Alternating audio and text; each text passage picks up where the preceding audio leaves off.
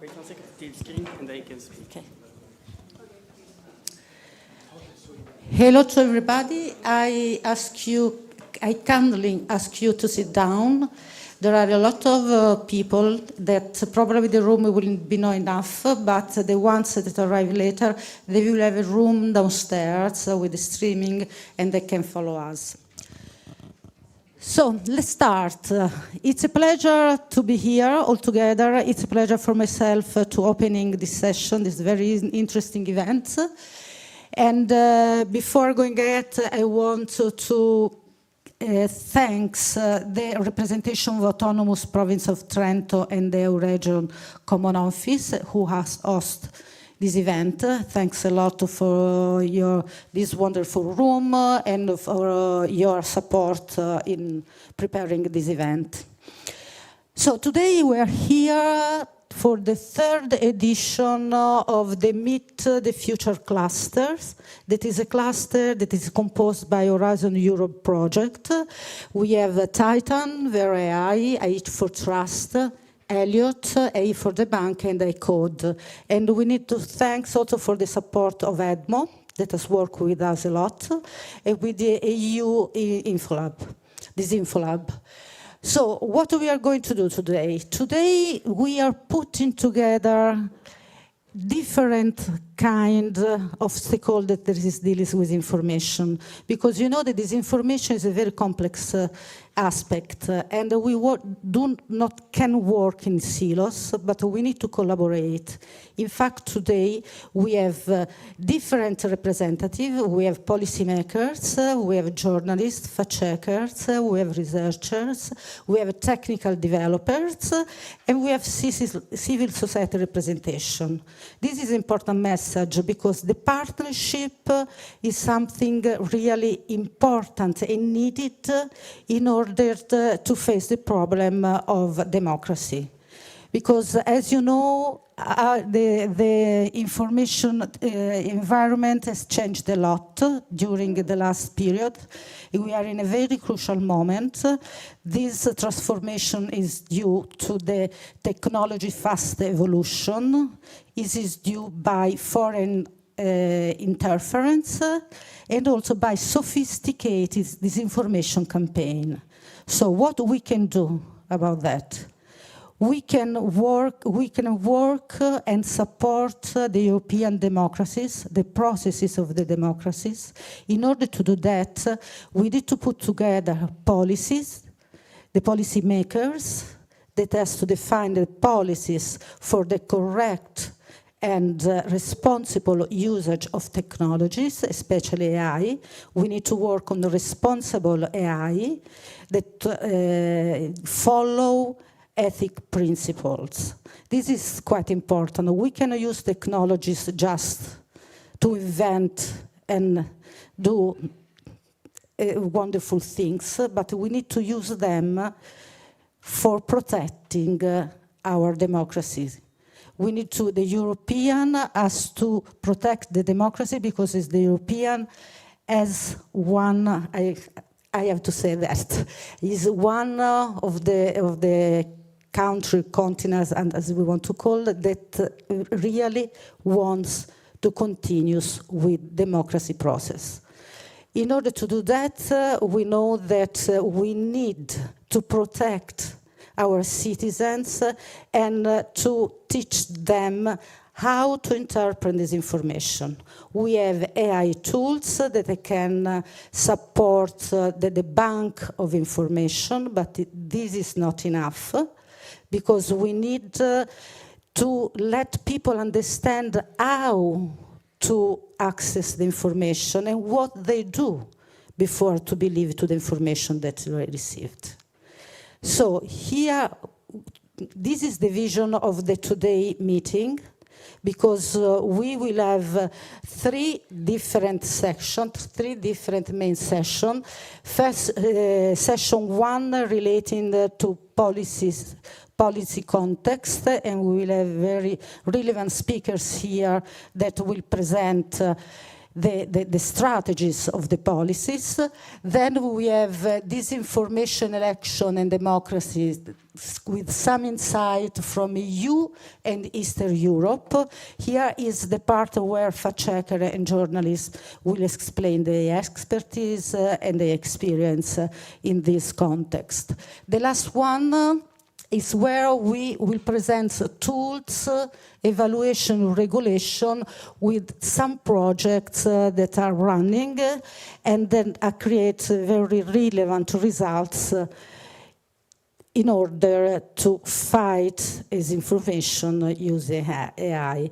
The last thing then I stop is that you know that artificial intelligence now it's a very relevant technologies. Everybody talks about AI, but there are different ways to use the AI. It can be used in an ethic way that can support us, but it can also be used for creating disinformation. And if this is not regulated by policies, by ethics, about the rights tools, we cannot fight, we cannot support the European Democracy Shield. So I don't want to take more time for this introductory speech, and I have the honor to present Christina Stamp here. And Christina Stamp is the head of unit at the European Commission in charge of social media policies. And the Commission's policies work on fighting online disinformation and information integrity. She fostered the EU Code of Practice on Disinformation, now converted in the Code of Conduct under the Digital Service Act. Her responsibilities include supporting media literacies as well as the research project, focuses on information integrity and leverage the power of artificial intelligence to debunk disinformation. Christina holds Master of Law degrees with a focus on media law from Columbia Law School in New York and from Humboldt University in Berlin, as well as a master's degree in communication and media study in Budapest. Her opening remarks will focus on stressing the challenges and the opportunity related to AI in the context of democracy shields. Christina, the floor is yours.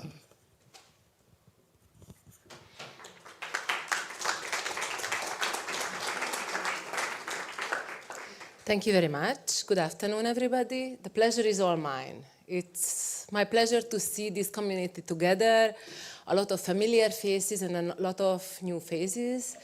And we have really a program that brings together a very rich community together that can face the challenges that we are at today. So, indeed, I would like to begin addressing the challenge that I think all of us are aware of. The threat of disinformation and a threat of disinformation campaigns on steroids, basically with the use of AI, deep fakes, and so on, which is used increasingly, but also in the context of elections. And I will dive a little bit into the elections or taking election-related examples because my unit is day by day, working on basically accompanying elections to make sure that to the best extent possible they are protected from foreign interference, from manipulation. And it is a little bit as putting your hand at the pulse of how technology changes and how it is used and abused by bad actors. And this challenge is also very much real. I will get into the Democracy Shield in a moment, but it's also important that citizens are aware of this challenge. When we asked European citizens in 27 member states about challenges, the most serious challenges actually to democracy, one of the top threats with 42% of the respondents was interference and disinformation, including in the context of elections. And, very important for this community, also the lack of transparency with regard to whether political content online is promoted through new technologies like artificial intelligence, 32%. So basically the threat of deepfakes, AI-generated content in the context of democratic debate and elections. Also, when asked about elections in particular, European respondents are most concerned, so this is really the top answer, with almost 80% of respondents said that they are worried about voters basing decisions on disinformation. And if we think about this and we think about AI and deepfakes and this technology developing, then we can know that this threat is really much real. And very happy to have the European Digital Media Observatory's representative in the room, because they're also looking into how AI-generated content is present in the disinformation landscape. And actually, at the European parliamentary elections, which was not so long ago, this was only 5%. And now, basically, in the latest October brief, this grew up to 10%. And I mean, this is a visible change in quantity, but it is also very much there in the change of quality. And I will bring a couple of examples to set still the scene when it comes to elections. So indeed, while maybe during the European Parliament elections, AI-generated deepfakes was a little bit what we expected, but still a little bit in science fiction domain or bad quality. Actually, no, it materialized. It materialized during the recent Ireland's presidential elections, where the main candidate, in the meantime, the president of Ireland, featured in a deepfake just before the elections with also look-alike presenters generated by AI, indicating that she's withdrawing from the campaign. And this was already quite a good quality and believable AI. Also, in the recent elections in the Netherlands, we encountered, or fact-checkers encountered, AI-generated content, including a doctored clip that depicted Frans Timmermans being arrested just before the vote, so this was also quite an important incident. And if we speak about the Romanian elections or the elections in Moldova, and I think we will do it later today, then this is a powerhouse of good examples, bad examples, how AI can be used and abused, not just to create AI-generated videos, but also used for dissemination, large-scale dissemination. So this threat is very much real, and it's very much a real threat to our democracies. The Commission is not blind, just the contrary. The Commission is very much aware of this challenge, and that's why we came up with the European Democracy Shield in just a few days ago, where we presented an action plan how to face these threats. And as the first panel will look exactly into this, I will not dive into the details, but I still wanted to mention a couple of important elements which I believe is very important for this community. The Democracy Shield has notably 3 pillars, and all the three of them have very important deliverables for this community. So we have to put you to work regarding all the 3 pillars. So the first pillar is safeguarding the integrity of the information space. I think we all know what kind of challenges are there, and just to name a few examples of very concrete deliverables, starting with EDMO, which will have new tasks to develop a new independent monitoring system to have more situational awareness. Then also the European Network of Fact-Checkers is providing further support to the fact-checking community, and it's here important to stress that we are not creating something new, but we would, in the sense of a new community, we would like to support the current community in the current difficult circumstances, where we are well aware that fact-checkers face manifold challenges, both when it comes to financing, but also when it comes to threats and harassment.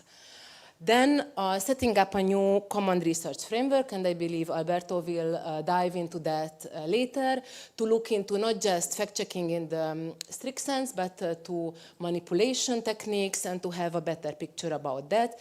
And also work under the Code of Conduct on disinformation is important here. And just to mention a few examples, here the Democracy Shield foresees to work on better labeling of AI-generated and manipulated content or recommendation algorithms. So very much important for this community. Then the second pillar is free and fair elections. I think I have spoken about that. And free and independent media. Of course, media support is an important part of the shield.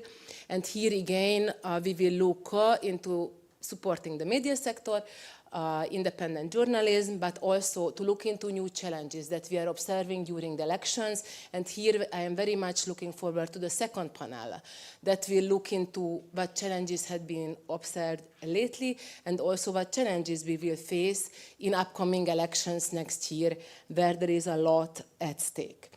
And then the third pillar, boosting societal resilience and citizens' engagement, is equally important. So basically making sure that citizens are well aware of challenges, including when it comes to AI and similar new technologies.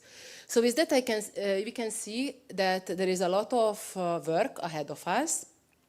And that is actually a big challenge. At the same time, what we can see here, that we have also a lot of ammunition. So all the projects that will feature here and are featuring here are giving very concrete tools how we can, from our side, be prepared to this challenge. So just to mention the projects in a nutshell, as many of you know very well, but for me it's important really to make sure that there is awareness about these projects, and that's why this event is very important. So starting with Vera AI, this is a very important project to boost the ability of fact-checkers to detect AI-generated fakes. This is increasingly important, from still images now also to deepfake videos and so on, so that these fabricated images and deepfake videos can be flagged even before they spread. Then AI for Trust accelerates the debunking of automatically scanning online content, again highlighting likely falsehoods, which also supports the work of fact-checkers, which is very important. But again, to face the new challenges of fact-checkers, we need also the power of AI. Titan here equips citizens directly with a chatbot that walks users through how to verify what they see online. So highly relevant, for example, for the third pillar, for media literacy. Then Elliot is building open, trustworthy, multimodal foundation models that give Europe its own AI backbone, so that future tools for secure media and content verification can be developed faster. So a very important contribution also here, also to make sure that AI solutions are tailored to European values.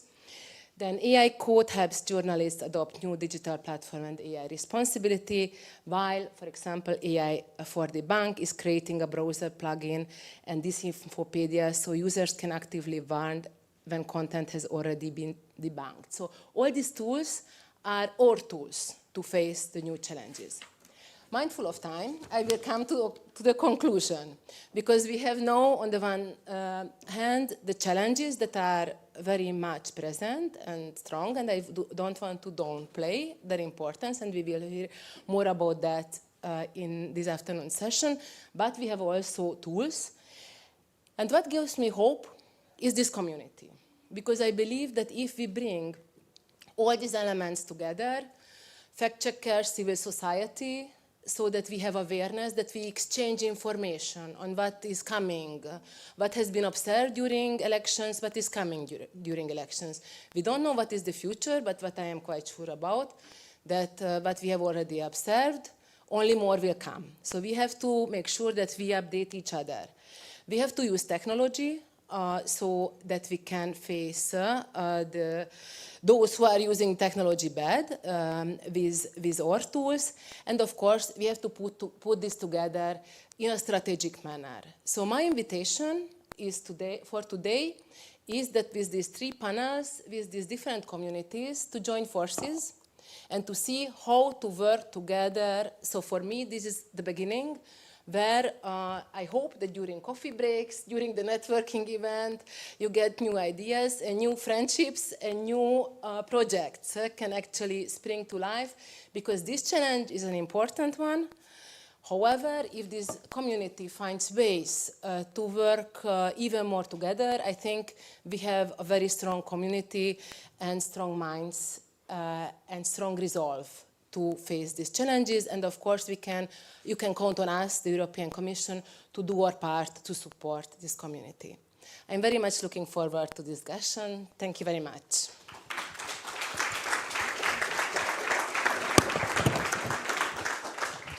Thanks a lot, Christina, for your interesting and promising speech.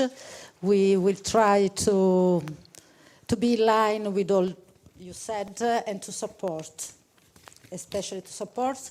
And the important point is, as you said, is to work together. We need complementarity. Okay, so I don't want to spare other time. Now we pass to the first session, Policy Context, the European Democracy Shield. This session will be moderated by Paolo Cesarini, the chair of the Executive Board of the European Digital Media Observatory, EDMO, and program director at the European University Institute in Florence. At the EUI, he leads various projects at the intersection of technology, information, and democracy. An expert in media policy and EU competition law, he worked for many years at the European Commission, where he led initiatives in technological transition, disinformation, regulation of digital platform, and innovation in the media sectors. He also contributed to the creation of the European Media and Information Fund, a philanthropic initiative that supports fact-checking research and media literacy project, and has collaborated with various European universities, including Siena in Italy, Montpellier, the VUB in Brussels, and the Louis. So the floor is yours. Does it work? Yeah. Thank you, Silvia, for the introduction. And it's my turn now to introduce this distinguished panel that will set a bit the scenery. We have a little bit of a time constraint. I think we need to have, I need to be very harsh in terms of time management, because one of our panelists has to rush to the Parliament for a hearing right after 3:30. So I will not be long. I would like simply to emphasize one element that I think the Democracy Shield is an excellent opportunity that brings together facets that for the moment were a bit scattered around different policy lines. So the idea to connect information integrity through better situational awareness, media viability, through a number of new initiatives, and media literacy, all together this more holistic vision with, by the way, a specific section in the Democracy Shield that concerns funding to underpin these ambitions. It is a very good idea. I think there is an element of regulation or review of a regulatory framework, but there is also a very strong element of connectedness between communities. Christina has just reminded, and the reason why this event, my perspective, is important is because it brings together on this panel very important actors that will probably have to cooperate in the future within the European Centre for Democratic Resilience, for instance, in the stakeholder platform, but also connect with another community, which is the research community, and advanced research community in the field of AIs. That is, I think, the marching direction that we need to pursue to create these bridges and really operational collaborations. So what I would like to ask you exactly to start with is, I know that Alberto Rabachin, who is Deputy Head of Unit in DG Connect, will give us a bit of an overview of the Democracy Shield. And I would like then the other participant to the panel, where we have Maria Böhner representing, I would say, press agency, one of the most important in Europe, France Presse, Agence France Presse, but also the European Network of Fact-Checking Standard Networks. So also the fact-checking part. So, then we have Wouter Kekere, that, from the director at the European Broadcasting Union, so from the broadcasting side, media. And last but certainly not least, Renate Schroeder, who has a long experience. She's director at the European Federation of Journalists, and has a long experience with these matters. And what I would like to ask to each of you afterwards, it is really to emphasize, 5 minutes, because we have not much time, what are the elements of novelty, what are the qualifying elements from your perspective as media organizations and fact-checkers, but also, of course, from the regulatory point of view, from the regulator point of view. So without further ado, I would ask you, Alberto, to start and give us a bit of an overview. Okay, thank you very much, Paolo. Thank you for inviting me to this event. Of course, we are, as Christina said, we are very pleased to see all of you coming together here. It's not necessarily something that is given, that projects, so many projects come together, also from different programs, you know, EDMO is Digital Europe, we have Horizon Europe project, so this is a heterogeneous community that we really appreciate. Now, let's see if no, this is probably the laser. The other way around?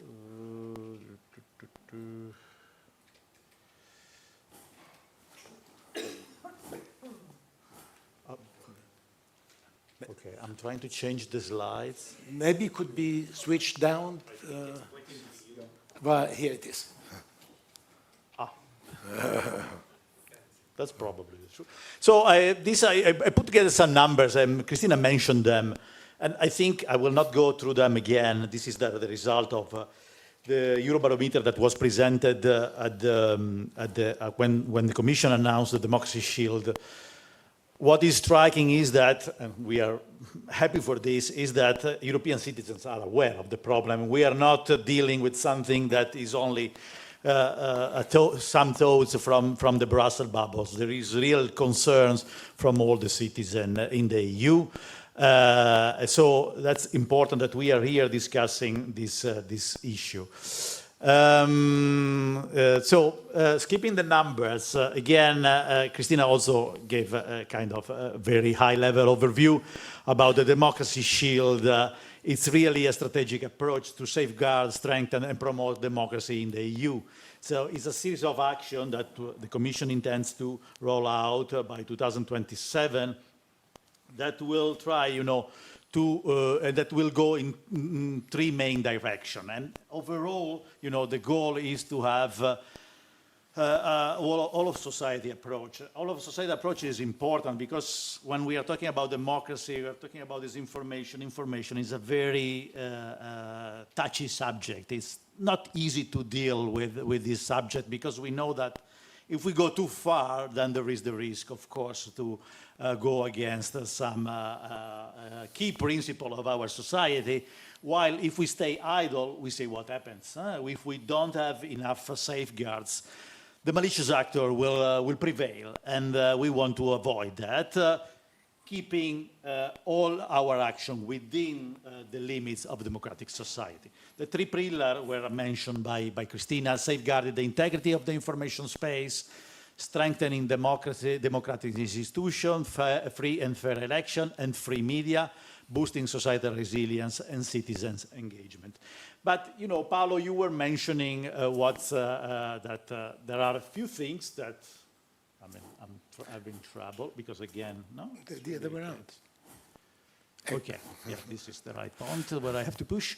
I will focus mainly on the first pillar because maybe also then other speakers will also look elsewhere, and where I think there is also the widest interest from this community, which is safeguarding the integrity of the information space. So we have on one side, of course, we have a regulatory framework which is the most advanced in the world, we can say that, where the Digital Services Act of course, play an important role. Of course, there is the enforcement of the Digital Services Act, but the Digital Services Act will look also in additional, we will also issue, we will look to the incident and crisis protocol. And under the Digital Services Act, we have the code. The code will look, on issue very much close to disinformation, which is like monetization of disinformation, which remain a relevant problem. Labeling of AI content, of course, we have also the AI Act, but the AI Act looked only to the product, to the labels when the content is produced. It doesn't look further into the labels that are needed in the content that travel across social media platform. And then, of course, there are interesting also other hints to where we should also work on, which is on user verification. And I would like also maybe to hear from the audience what you think about this. And of course, there is the support for the wide community that is represented here, so fact-checkers, researchers, EDMO community. But the novelty here is this common research support framework. So I will talk later about this because maybe the text is a little bit cryptic and it will be useful for the community to understand what we mean about it with this. And then, of course, there is a part on countering, specific to countering phishing. There is also another novelty is this Center for Democratic Resilience. There are not many details in the communication. It was not possible. It was already 30 pages long communication, so it was impossible to have the details of this Democratic Center. But the idea is really to build a different layer to pull together all the relevant actors and to create also some vertical communication channel, exchange channel, where information can flow and can inform both regulators, policymakers, but also, facilitate cooperation like the meeting we are having today. And to be on the topic of today, what AI is a problem, yes, but is also an opportunity also to, address the issues that we are discussing today. So detection of AI-generated content, there are several projects here that are active in this regard. We have the famous plugin that we are financing. It's more than 10 years that we are financing the plugin that allows journalists, fact-checkers to verify images and video online. This is relevant. We are keeping up to updating this plugin because it's very useful for a very wide community of media practitioners. And of course, when we talk about user verification, the first thing that came up into my mind is how to detect a bot online. And I know that also projects here have worked on this matter. So how can this work help us to have a better knowledge of who is posting online, who we are dealing with when we get information online. Of course, there is also help that AI can provide for media literacy, and also here another relevant project is present today here. First minute on the common research support framework. The idea is to provide tools to the community, technology tools to the community, state-of-the-art tools, that can help to investigate, analyze, do research on complex information integrity issues, which include, inauthentic behavior, coordinated activities that we have seen also in the latest election have been run through several platforms by malicious actors. So the idea is to give the community as a technological infrastructure, a privileged access to data. So we will have to work on this. It's not straightforward, but certainly we have an objective to facilitate access to data as well. Who are the actors that should look at this? Of course, there is a more, research, long-term research goal, so to better understand the phenomenon, but I think also the infrastructure should serve more, short-term investigative activities that help us also to react almost in real time when something is happening online. And we have seen again during recent election in member state how important it is to have the capacity to detect this type of activities in real time. I think I went over my 5 minutes, but I will stop here. Thank you very much. I think it's gone. It's back. So I would like now perhaps you, Marie, to jump in and to give us the perspective of one of these novelties, which is the European Network of Fact Checkers, and anything else you would like to flesh out. Okay, thank you very much. Thank you very much for having me here today. Maybe just to explain a bit more where I'm speaking from. So I'm the head of development and partnerships for AFP's digital investigations team. It's the fact-checking team, but also the Media Lab, which is part of Vera.ai, which you have been mentioning before. And so it's inserted in the newswire of AFP, but it's also a specific department that is working in 26 languages around the world, 15 languages in Europe, and with about 130 journalists around Europe. I'm also part of the governance body of the European Fact-Checking Standards Network, which has 62 members now in over 36 countries. In Europe, and when I say Europe, it's Europe from a Council of Europe point of view. So we also integrate fact checkers from Georgia, from Serbia, from Turkey, for example, which allows us also to see what kind of disinformation is circulating at the borders of the European Union, and I think that is an important thing to say. We are also part of the EDMO network, of course, and we are participating with AFP in, I think, 8 different European hubs around Europe. So, in terms of the European Democracy Shield, first of all, I want to say it's great news. It's great news to the fact-checking community in general. It's great news to the media community as well, the independent media community around Europe.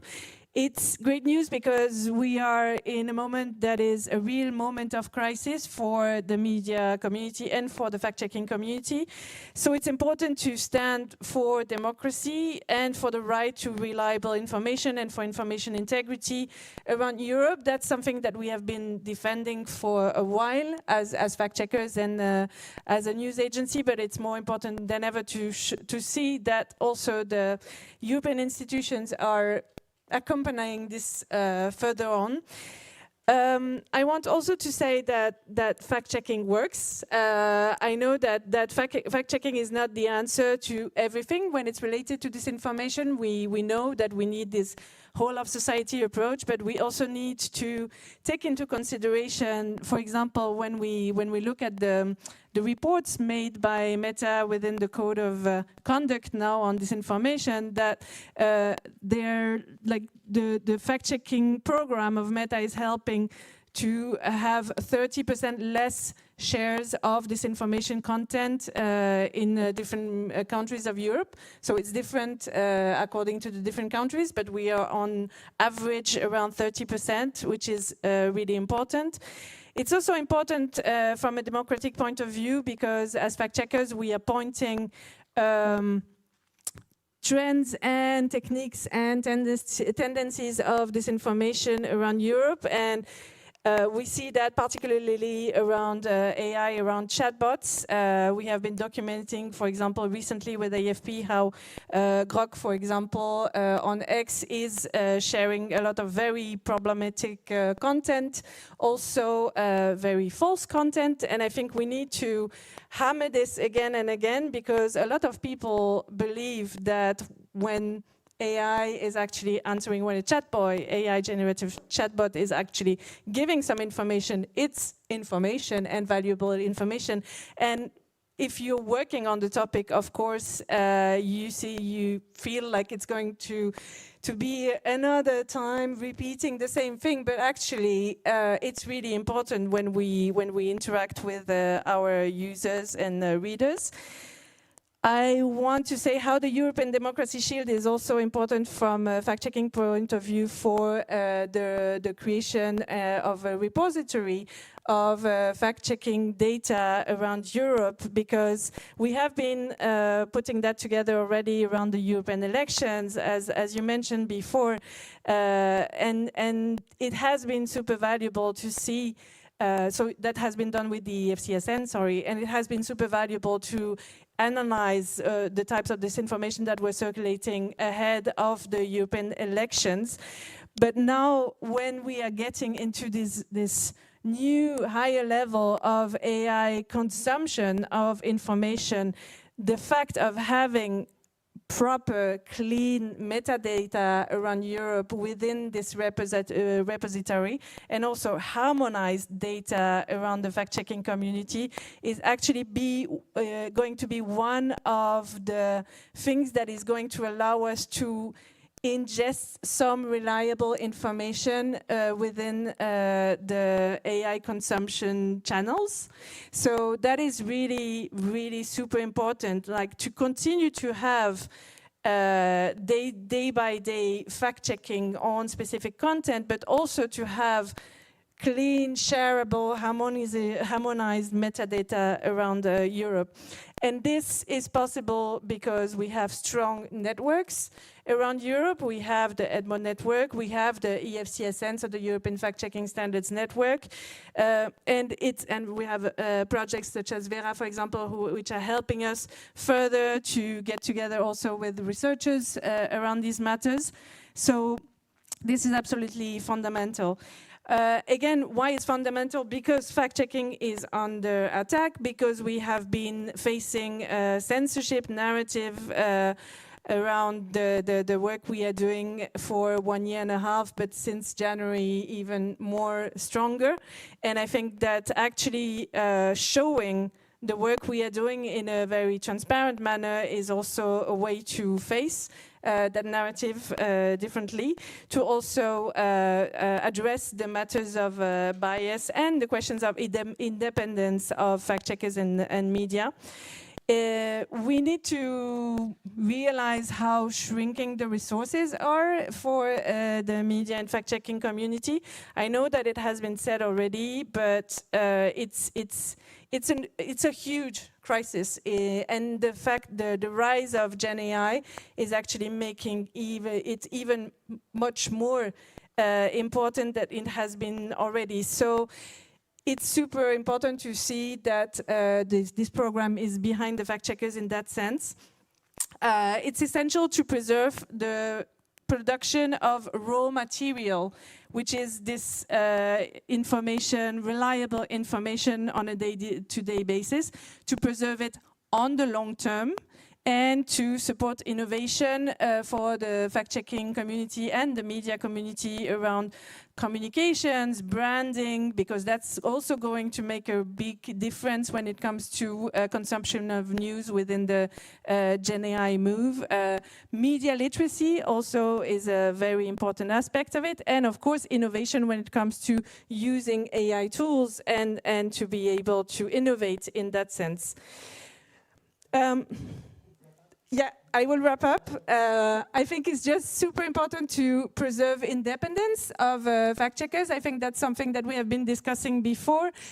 We need to be very careful about the wording that we are using together around the fact-checkers. When it comes to foreign interference, for example, or to counter in narratives and threats coming from external sources, we need to make sure that we preserve independence for democracy. Thank you very much. I'm conscious of some anxiety on the side of Renate. So if you don't mind, I will give the floor to Renate. And please, once you need to go, even if you are not completely finished, you can rush away. Feel free.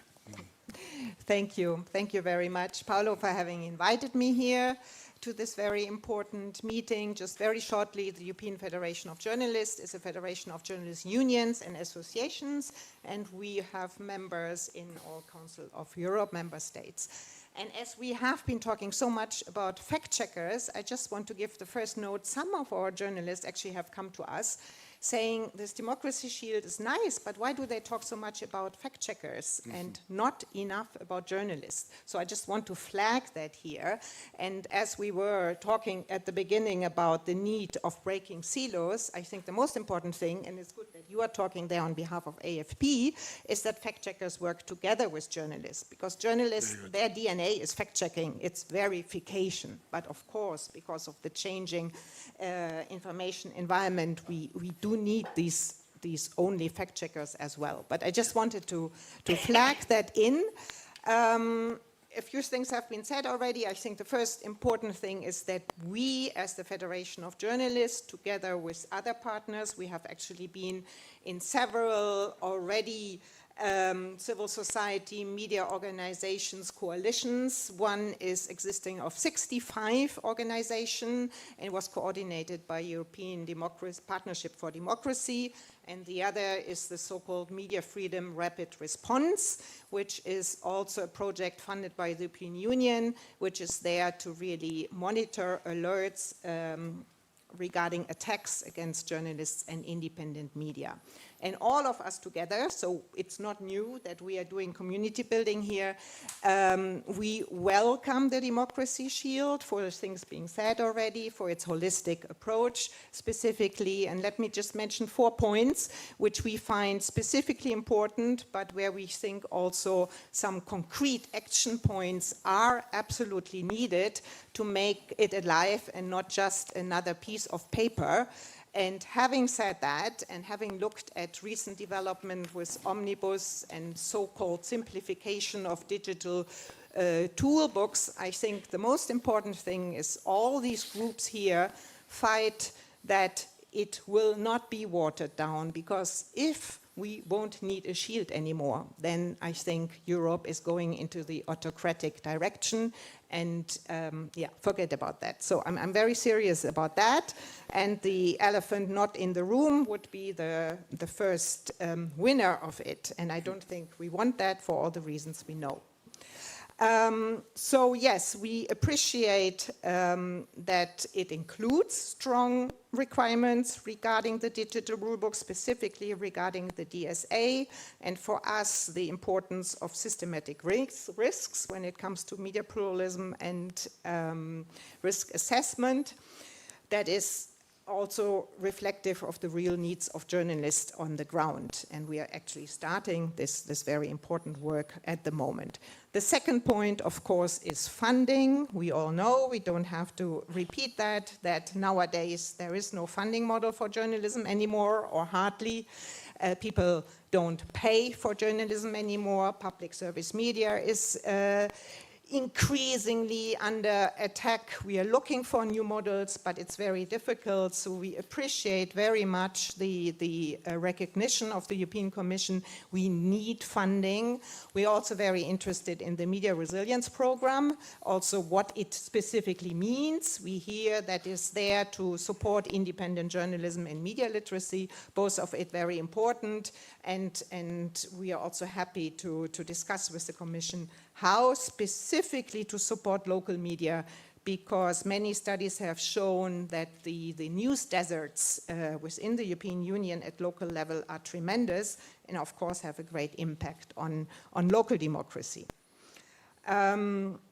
So on point AI and new technology, I think it's been said already, AI literacy and digital skills, also for journalists, very important. I'm just coming from a workshop on AI where we all agreed journalists, of course, want to embrace AI. They see the challenges and the problems. They see the tremendous challenges regarding synthetic content, and also regarding, again, coming back to the digital platforms who promote synthetic content much more than media content. Actually, there are studies about that, and that is quite scary. But we have to embrace it, and for that journalists need skills, and I think there had been some interesting experience specifically from the Nordic countries, as always, YLE. We had a colleague there who shows that exactly this collaboration between the AI experts, the IT programmers, the journalists, and other groups make a difference. And if they try to also develop, for example, language learning models specifically for journalists, this can make a difference. We have to try to not dependent on open AI coming from we know where, and having, of course, all the errors and hallucination and what have you. We have to build it our own, and I think it would be extremely helpful to get some support under this democracy shield as well. The other point on AI, of course, is also the question of copyright. We have discussed it under the AI Act, the absolute importance of transparency when it comes to the data of the language learning models and of appropriate remunerations, because otherwise there won't be any journalism in the future. The last point is safety. I just wanted to mention, it was also mentioned regarding the fact checkers. Journalists day by day under ever more threats. Actually, my hearing in the European Parliament will focus on spyware and the unlawful use of spyware against journalists. We have more and more slaps. We have online harassment attacks. We just did a study. Sometimes I wonder why there are still journalists doing their work. They don't get paid anymore and they're being harassed constantly. So we need support systems, and we are very happy that the European Union is doing it. We keep the monitoring. I think that is very important, and we have been doing that for years. But yeah, more support is needed I think in a collaborative way. So maybe I just say a few things regarding what journalists can do, since I have to leave. Yeah. That was your second question. I think, yeah, what can journalists do? It's of course limited, because normally journalists work within the framework of different media. The freelance journalists very often too precarious to do so much more. But I think it's very important for journalists also to cover what's happening in the EU, to cover the importance of the regulatory framework, because without that, it's not boring, it's utterly important if we want to keep democracies, and that should be done. It's, be it on climate, food security, or the information infrastructure. And of course, and I think that has been already said as well, we need to collaborate on all different levels, among journalists, between different media, public service media, together with local media. There have been some nice examples from Norway, where the public service media is opening their archives and all the important data they have to help local media to survive, and some other, I think, very important examples. And yeah, this is the way to go forward. But I think, yeah, number one democracy shield is take it seriously and don't water anything I want to down. profit of your presence here before you disappear to ask your question I'm straight trying away. to be really quick. Yeah, I know. But a straightforward question. I think, and picking up what, and then I come to you, picking up what Marie was saying, she was saying that after all, there is all this groundwork, upstream work that is done in terms of monitoring narrative, monitoring actors, monitoring accounts, monitoring threat actors that create awareness and create a situational awareness which is a step above what we saw 5 years ago. So there have been progress there. What it is missing is perhaps a linkage of that type of work with the general public, how to reach the more general public. So on the one side, the Democracy Shield increased the level of analysis of the possibility for deeper analysis with the framework that Alberto was, the research framework that Alberto was recalling. On the other side, there is also ideas about media platforms, media hub platforms, dissemination platforms that emerge in the Democracy Shield. How would you see this communities getting together. So the first community gathering technologists, fact checkers, and at the end of the day, we need to reach the public. So how to bridge towards media? Yes, very important issue, because as we always say, the trust is the very important link. And if there's no trust anymore between citizens and the media, forget about it. And we feel that there's less and less trust. When I talk to young people today, very often the first question is, so what do you do when journalists are using disinformation? So it's more from the negative point of view.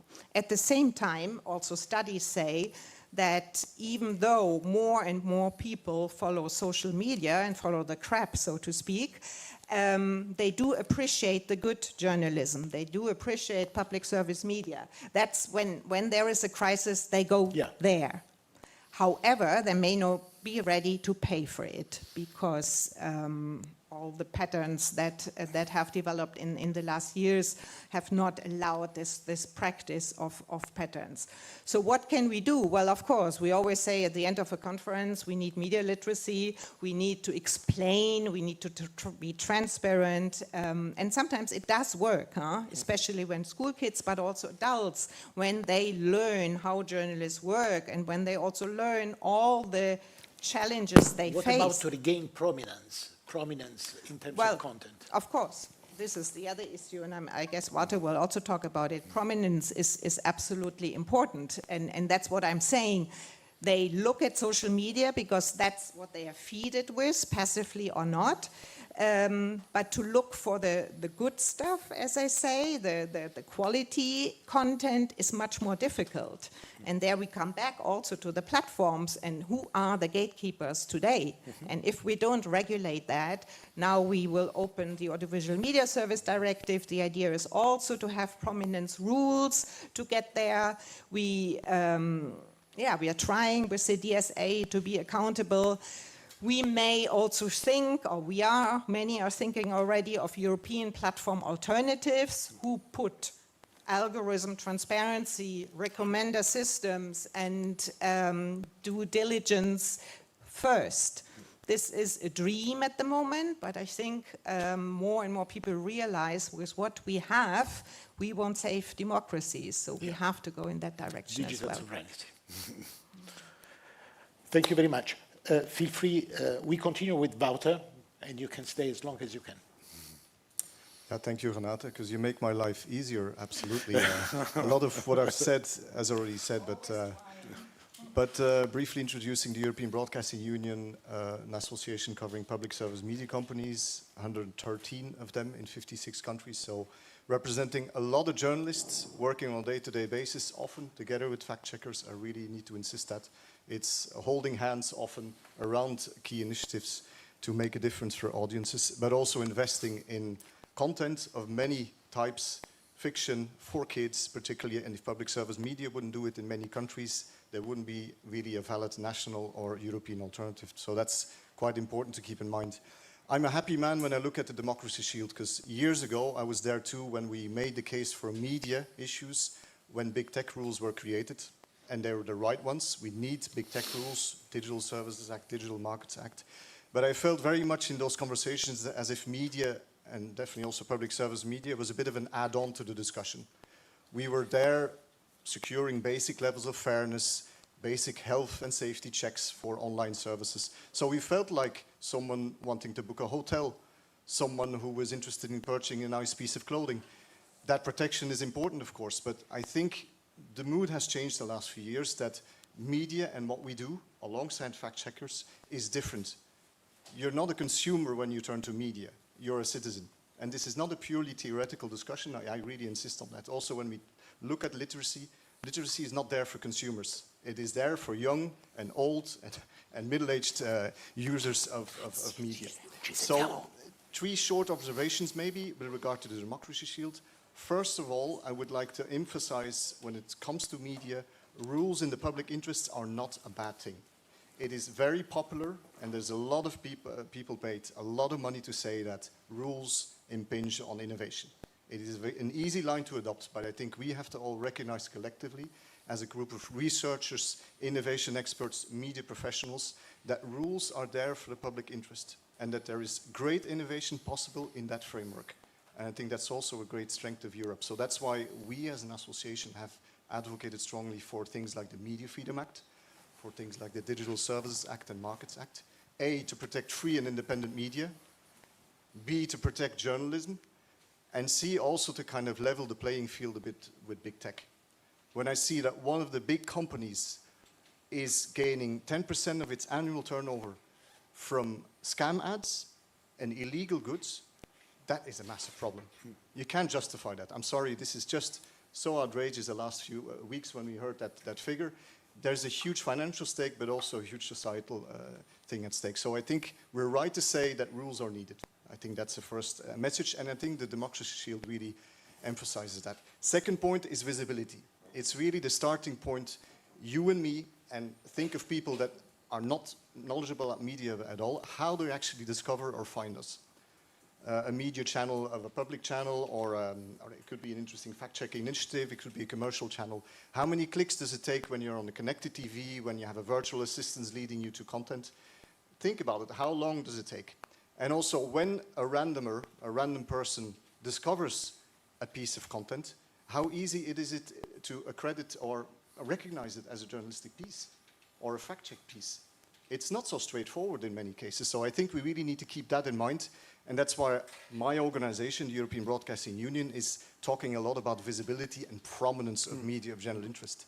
It's really the challenge of how long does it take you to kind of identify, discover, find a piece of content, but also how do you recognize it?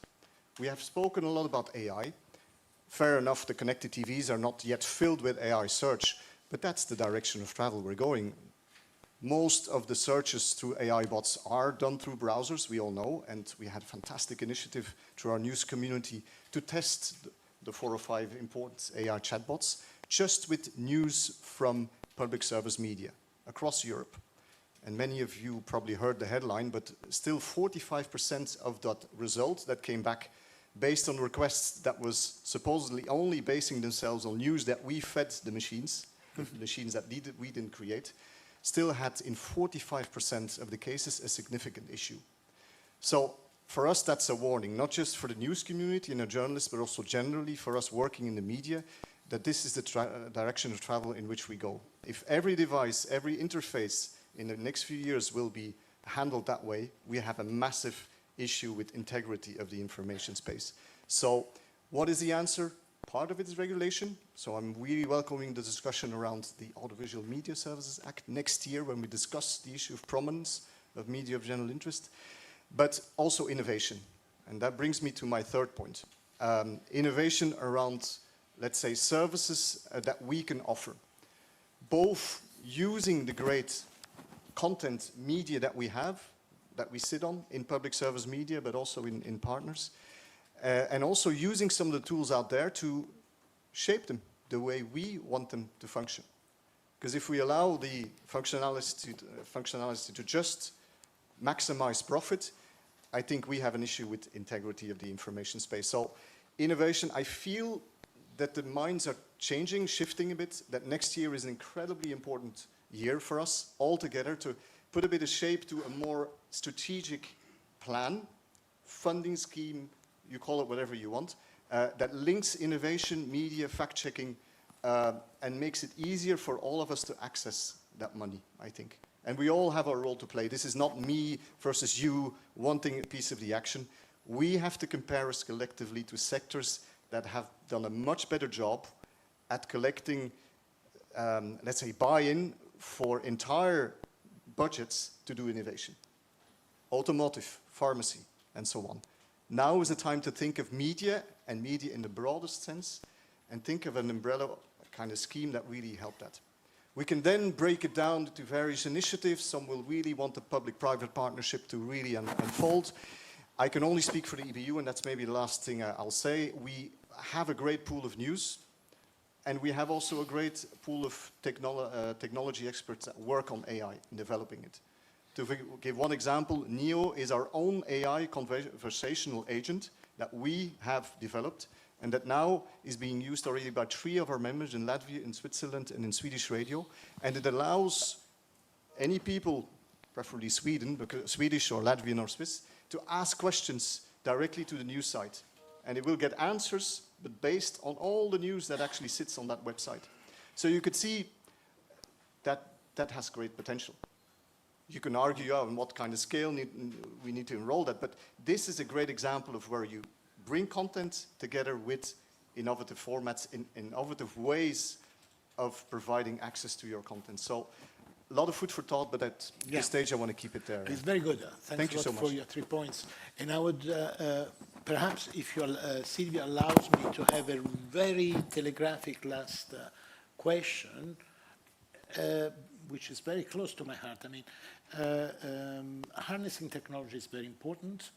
Innovation is key. But at the same time, to build up a new supply chain for news, it is equally important. And when I think, probably I'm preaching for my own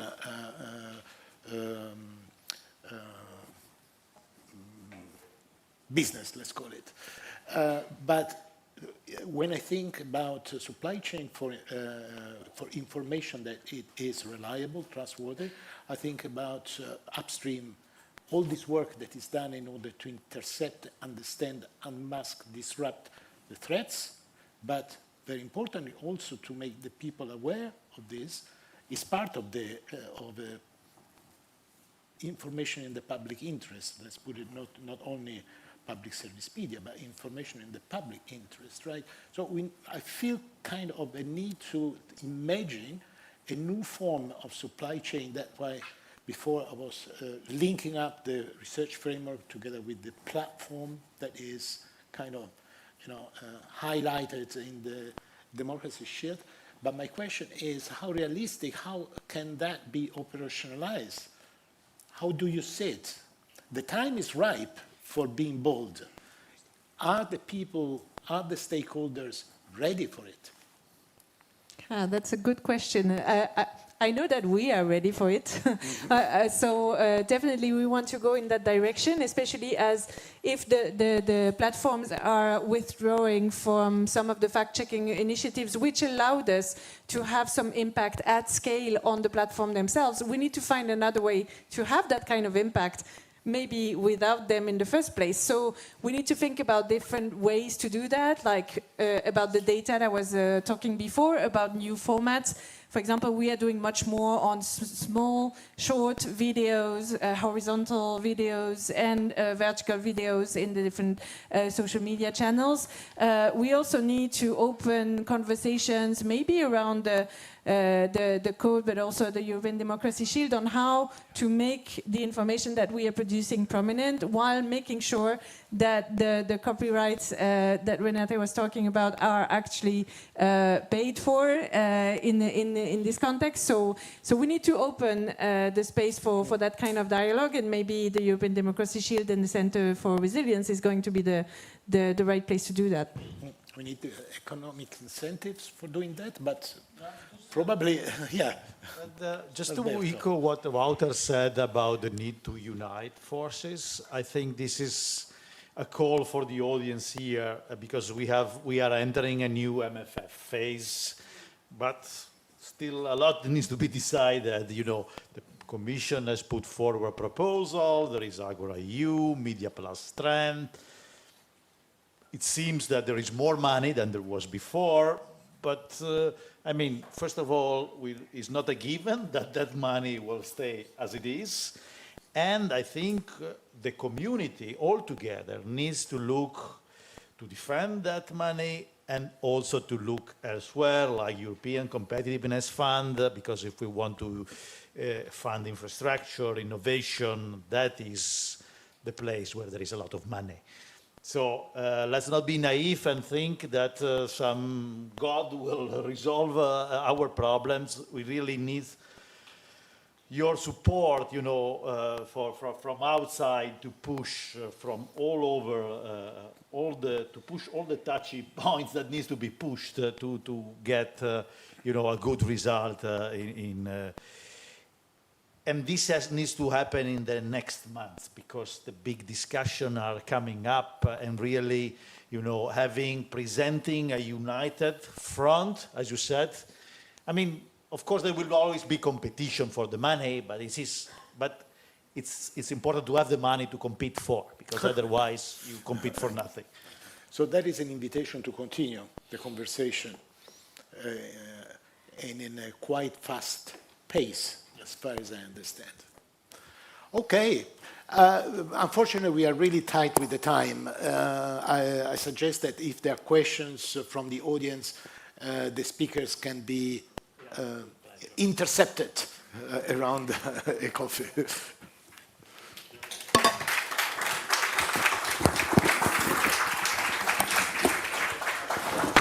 Thanks a lot. And while we are changing the position, I have a comment for the speakers who just talk about the policies. Guys, can you pay attention a little bit? Paolo? I want just to say something about that. It has been really interesting to talk about the policies that has to regulate all the process for the democracies. But I think that one of the major issues is to educate young people about that, to put something into the schools and learn and teach them how they have to face with information, not just taking it as it is, but try to I know that there is a call now on relating to that. I know, but this is, I think it's really crucial because we can change from the young that are the ones who use the channel for disinformation. Exactly. This is I think this is quite important. Now we pass through. We are a little bit in delay, so I beg you, Francesco, to be in time with the delay. You can start to sit down. Now we have the second aspect on disinformation, election and democracies, insight from EU and Eastern Europe. This session will be moderated by Francesco Nucci, that is the owner and AI strategist at Sistemi and Alder and at Uninettuno, and is involved in two of the Meet the Future Cluster project, that is Titan A Code. Francesco has more than 30 years of experience in artificial intelligence, beginning with his master thesis, completing in 1989, so you're quite old. No. And at Sapienza University. That's enough, Silvia. We can speed up. Let me just say that I'm the perfect example of this exchange of background, because my background is absolutely technical, and I'm a computer scientist, so I don't know nothing. I know nothing about election. I'm just a final user of the election, voting, and so I will be very happy to discuss and listen this so perspective. Just to finish your expertise, he later worked on projects in collaboration with the MIT Media Lab. Francesco served as a director of Applied Research Laboratory at Engineering, where he carried out over the 100 research projects,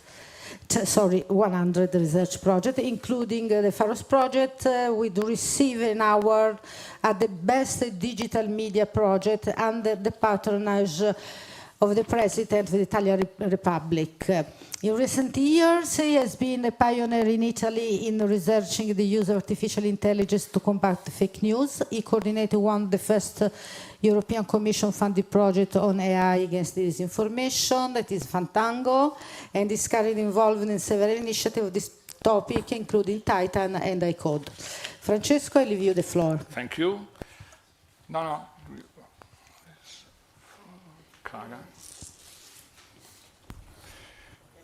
Okay, thank you, Silvia, and again, I am a good example of exchange or collaboration between different backgrounds, so I'm very happy to understand what is the status of the election and what is the situation between disinformation, democracy, and election. Our first speaker will be Clara Jimenez-Cruz, that is co-founder and director of Maldita, a fact-checker from Spain. Then we will have Peter Greco, that is a psychologist and professor, and he is also in the University Institute in Florence, the European University Institute, and is coordinating the Hungarian Digital Media Observatory. Then we will have Manuela Proitesta, that is a journalist and academic in Bucharest, and she is also involved in AI for Trust. Later on, Viktoras Dauskas, that is director of the bank and is also a close friend, and we are together in ICUD. And the last one, again, try to be short because time is under pressure, and we will have the coffee break. In other case, we cannot have coffee. That is a problem for everyone. So the last one will be Kevin El Haddad, that is senior researcher at the University of Mons, and is chairman of the innovation management teams in AI for the bank. So, Clara, you can start. Thank you, Francesco. I'm stealing the end user of elections as a term. I really liked it. So I'm the CEO and co-founder of Fundación Maldita, which, among other things, does fact-checking in fighting disinformation and protecting information integrity in Spain, but also in Spanish worldwide.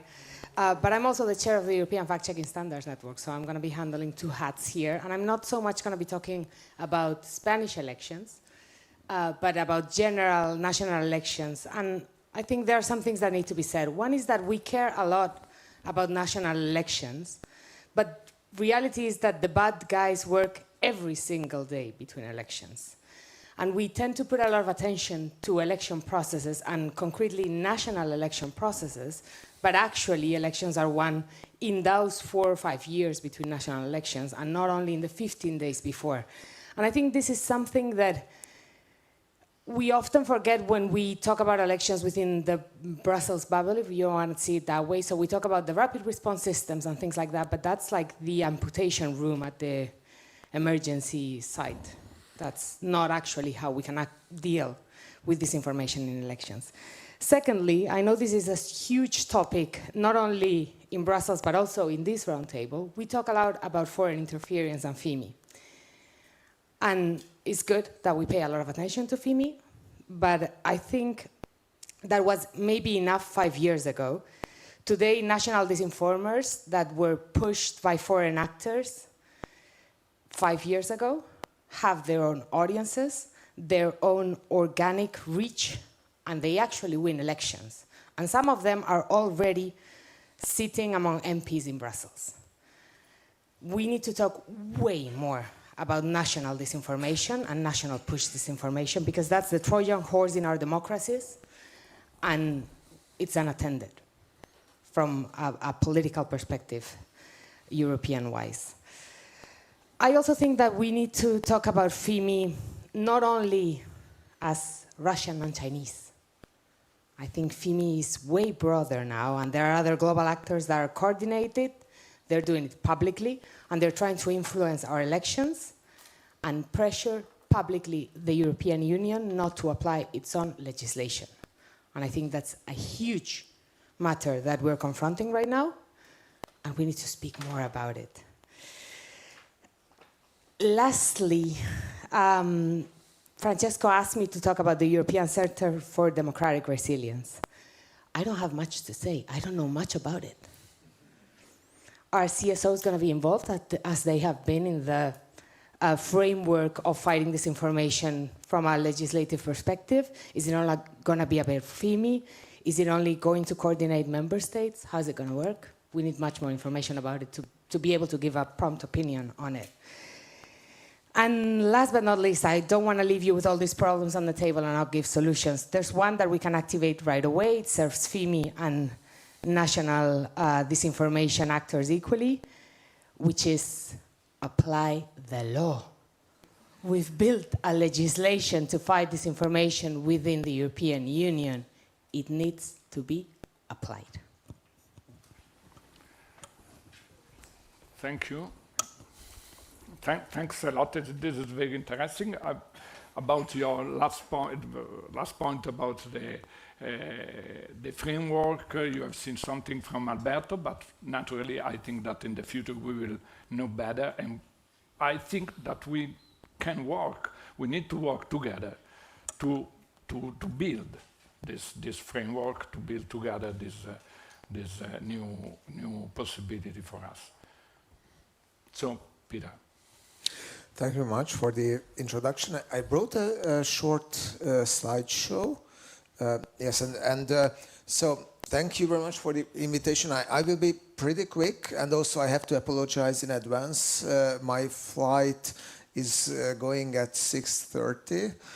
So I have to leave in 5:30 in sense. So I have to leave the panel earlier than I originally wanted to.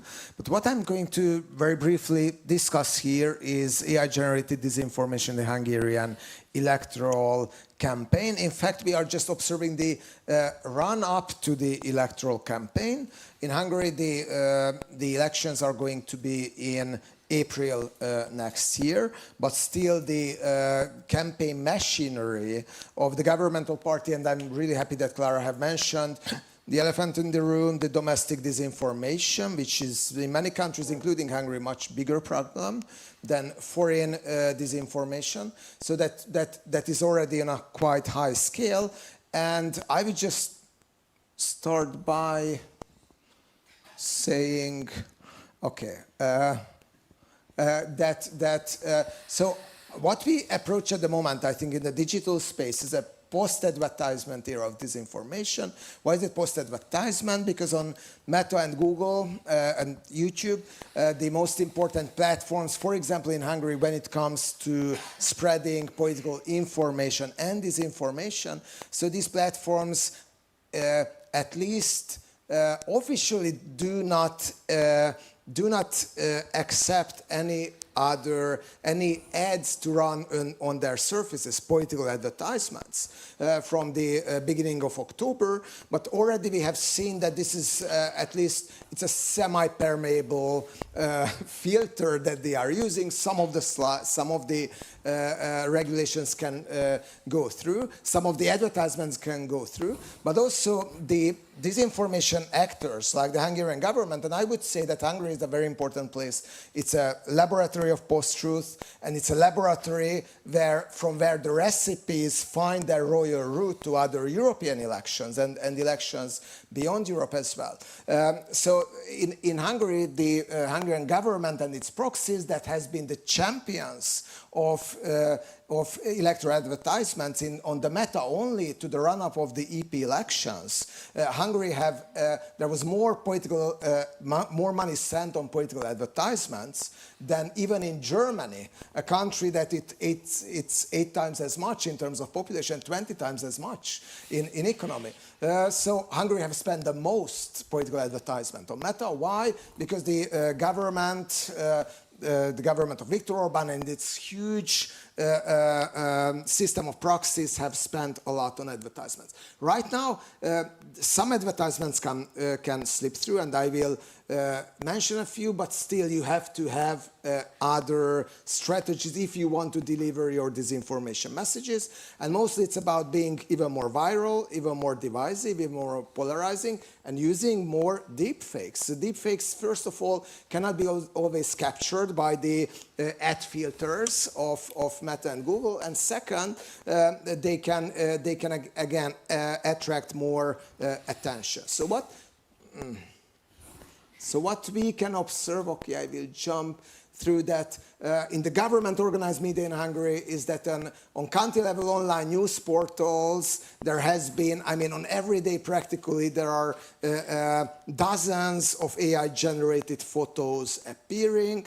And if you take a look at this second one from the left, this is quite visual, just a bit of context. The Péter Magyar, who is the opposition leader at the moment, he's leading the polls, and his party is about 10 percentage point ahead of Fidesz on the election, so it's quite a wide margin. So there's a massive demand from the side of the governmental side to reduce this this distance. And what they are doing is that flooding the information space, even on news websites with AI-generated pictures. On that one, it's the second from the left. It's Manfred Weber having the opposition leader on a dog leash. Quite how to say an important picture, and I think it's just points to one very important feature of AI-generated pictures. Of course, it's self-evident you can create something that does not exist in real life, and these images can burn into your head. And we know it from psychological researchers. Even if you don't believe that a picture, an AI-generated picture or video is true, still it has an impact on your perceptions, cognitions, and also behavior. Okay, so there are also national level online news outlets posted enormous amounts of AI-generated pictures. There has been quite a lot of AI-generated videos. On the right, for example, you can see the opposition leader as a madman murmuring, again, very visual, very efficient, very powerful, and it's and also one recipe that I think will find its way to other campaigns as well is that political storytelling through cartoons. Why is it good again? It can slip through the filter of political advertisements, and you can put a lot of advertisement money on that. If you take a look at this number of views, these are quite high in a country of 8 million voters. So some of them can even produce up to 28 million views, which means that many viewers have viewed them many times. So they are flooding the social media space.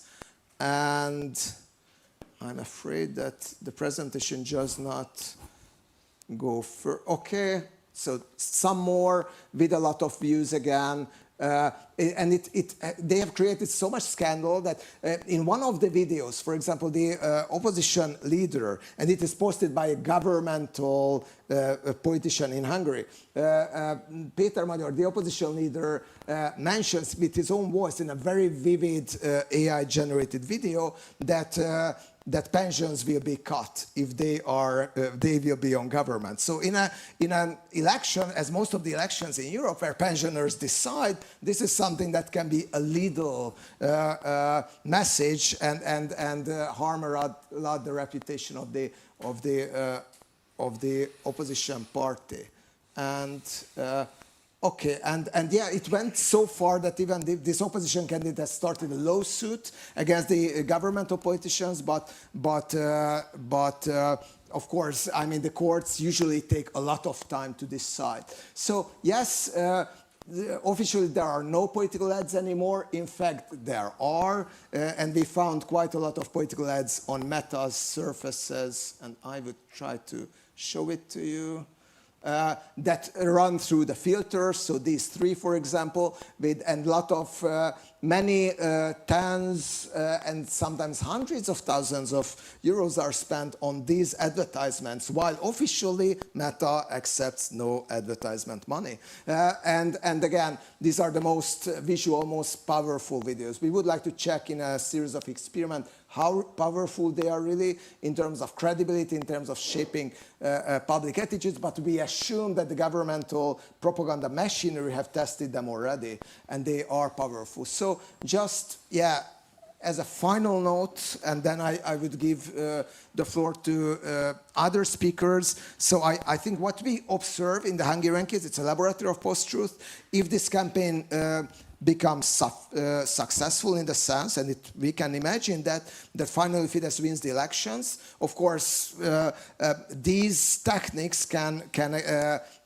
spread even further in other European countries as well. And what we can observe in Hungary, I think, is the case that even if officially there are no political advertisements anymore, through AI-generated videos, you can even if you advertisement, even if you're not, you can use your huge resource asymmetry in an informational autocracy to persuade the voters.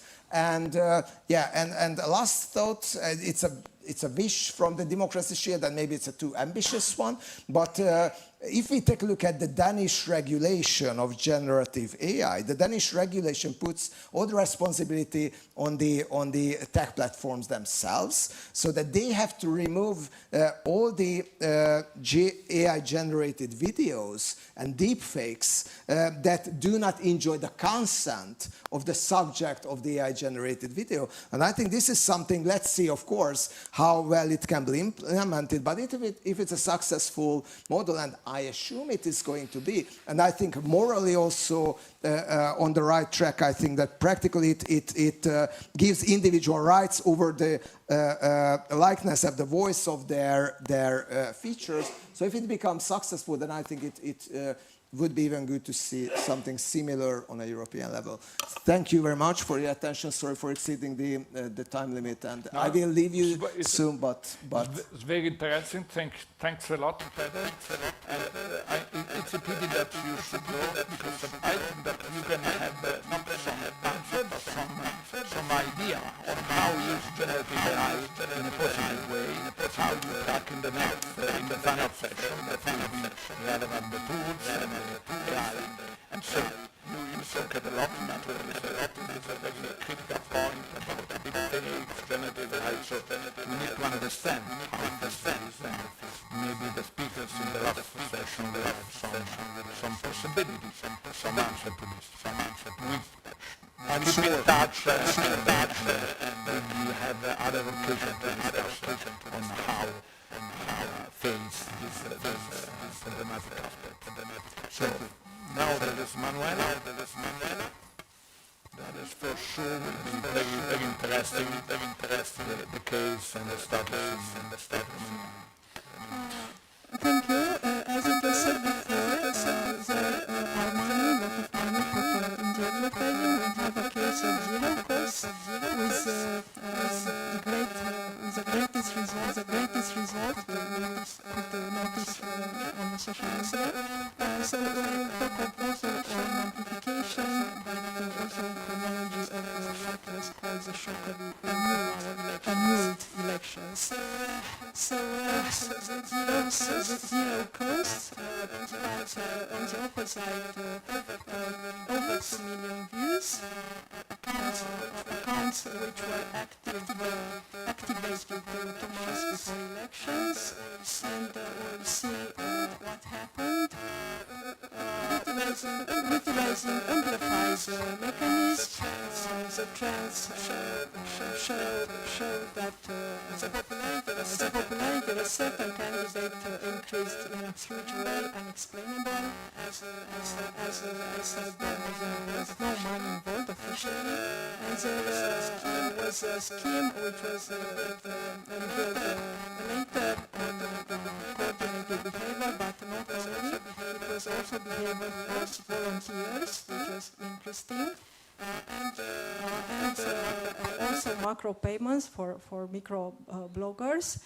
Here it's the chronology. We can see in the violet that the candidate was credited in the poll with 7%, while in fact he got over 22 in the first round. He was on the first position. A candidate which was perceived as a messiah, that was supported by social media, especially on TikTok. TikTok is largely used in Romania, over 12 million people out of 19 population. Of course, not all are voters.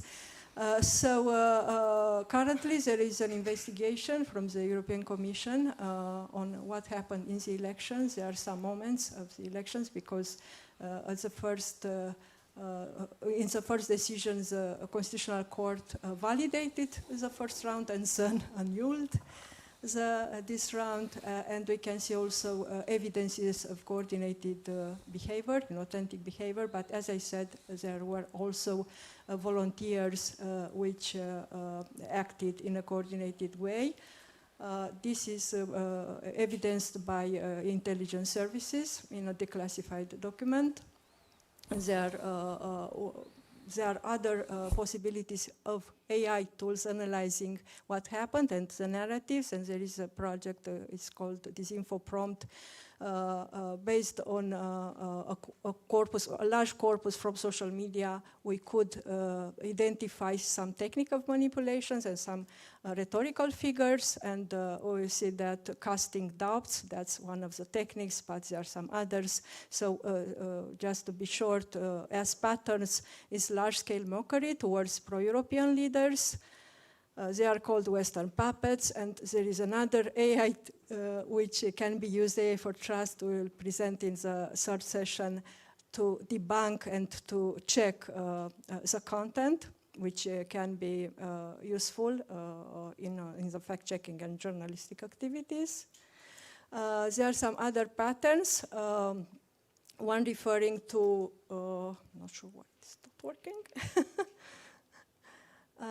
There are some other patterns which are referring to conspiracies, but also anti-Western narratives like, they are stealing our gold, our money, and I had some samples, but I don't know why it's not. Yeah, maybe the battery, all right. So, thank you. Conspiracy, they are stealing our gold. It's cooperation. Yeah. Okay. And so next, thank you.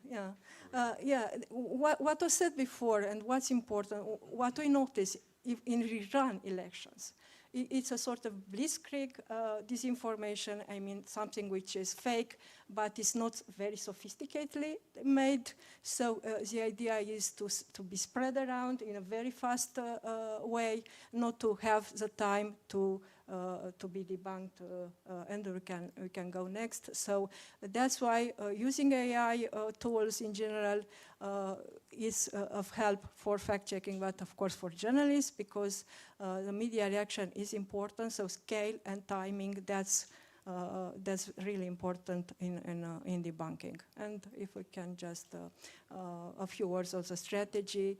In our national defense strategy, it was mentioned very recently that hybrid aggression through manipulation of information with, of course, negative effects. What we have specifically in Romania, unfortunately, there is corruption, which increases the skepticism towards the capacity of the state to defend its citizen.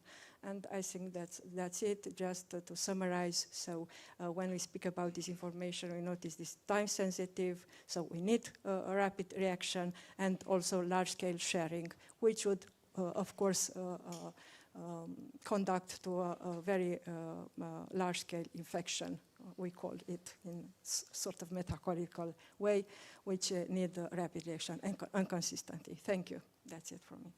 Thanks a lot. Let me say that you put on the table an important aspect, that is timing.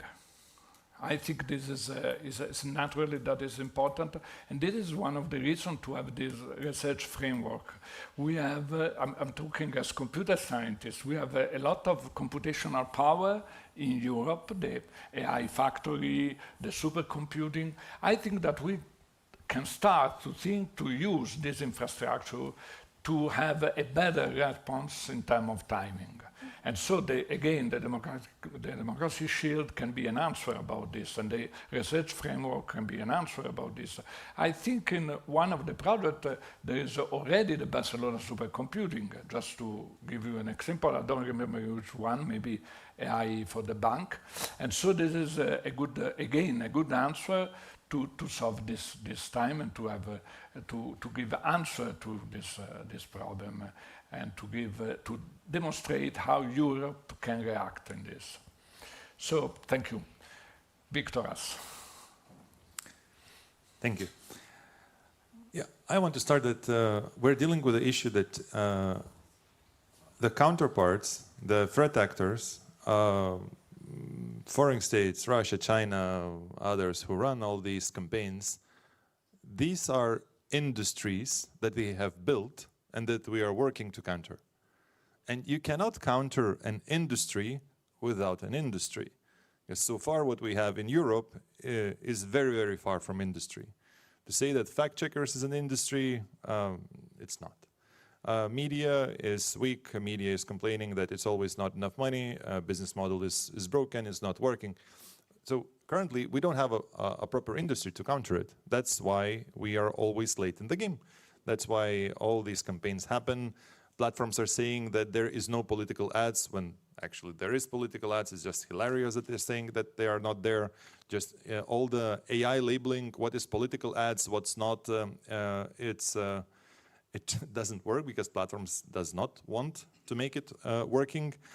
The other things that are super, like at the broader context, even in EU, we are not yet able to protect our citizens from just simple financial scams. 4 billion is being stolen every year, and the same authoritarian regime's hackers are stealing money to fund their other campaigns. And what we're doing? Exactly nothing. And then we are surprised that they have the money and we don't.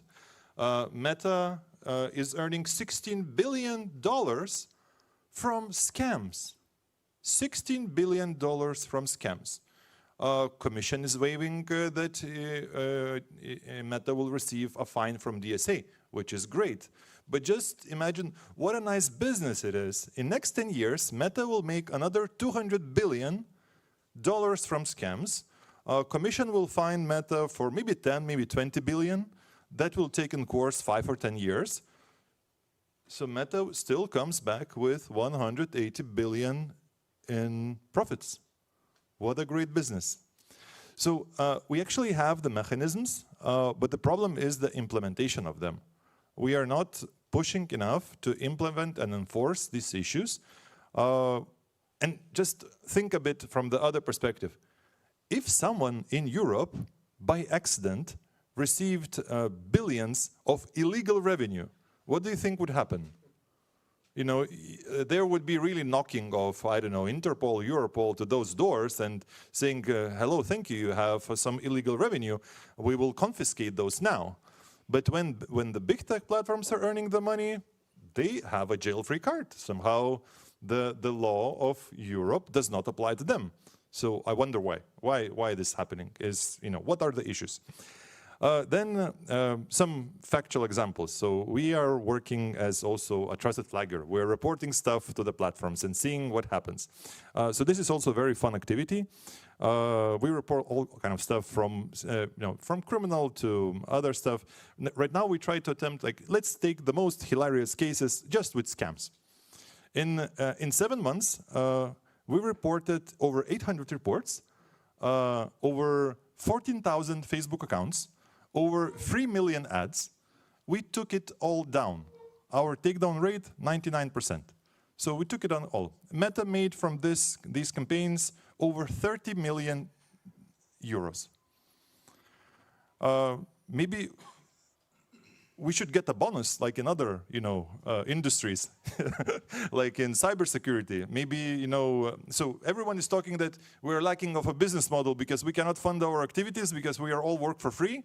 We then don't know what the hell to do. So, and the platforms are earning illegal revenue. And so what I'm trying to hint, that there is money on the table. We just need to figure out how to deal with that. Maybe Commission will figure out a method that all the defenders community get a 5% bonus from the hunting the threats. I don't know. It's not a joke. I mean, in cybersecurity, it works like this. If you find a really big cybersecurity threat, you are paid a bounty. You can be paid between 30, 50, sometimes even a few million if the bounty is really big. So why we don't have something similar in our industry, so we could build an industry. The other hilarious, this is hilarious. So now, instead of putting content on Facebook and invite you to a webinar event about FIMI ISAC monitoring 4 elections this year in Germany, Poland, and Moldova, and Czech Republic, and finding the FIMI campaigns there. Now I need to invite you here just by saying it, because I cannot put the ads on Facebook, because we tried to do that today and we got banned instantly. We cannot even reach you on Facebook with a webinar about the findings of FEMI campaigns in these 4 elections because we are not allowed to advertise. All our content is downrated, so anything we do to share, to inform the citizens, and this is again EU citizens' right to know, right to information, we cannot. Our content is downrated, we cannot run ads because there somewhere elections is mentioned. So this is hilarious, this is really hilarious. So I really invite you, so on debunk.org or FEMI ISEC social media channels, you can find and register the event. No, so now we are, going old school. Then there are comments of that you can jump into large language model race, which I think it's so unrealistic. This is a lost battle. Europe already lost. AI factories will not help Europe to build new large language models that can compete with US. It's not possible. They are just over-investing so much money, so much electricity, that combined everything what we have, we are just outcompeted. Like we just have a fraction of what they have. So what we could do, we could focus our efforts in building the data sets that we feed to all the other large language models that want to get the permission to operate in the territory of EU. This is something that is feasible, this is realistic. We can provide data models altogether to avoid the large language models being poisoned by Pravda network that produces 2-3 million articles AI generated from sanctioned entities. So actually, Pravda network is just a way to overcome sanctions of Russian media outlets being sanctioned by EU, now rewritten by multiple AIs of multiple companies. By the way, Llama is also there. And it's a way to overcome the sanctions. And again, it's not being enforced, it's not being used. And so this is just a few thoughts. Thank you.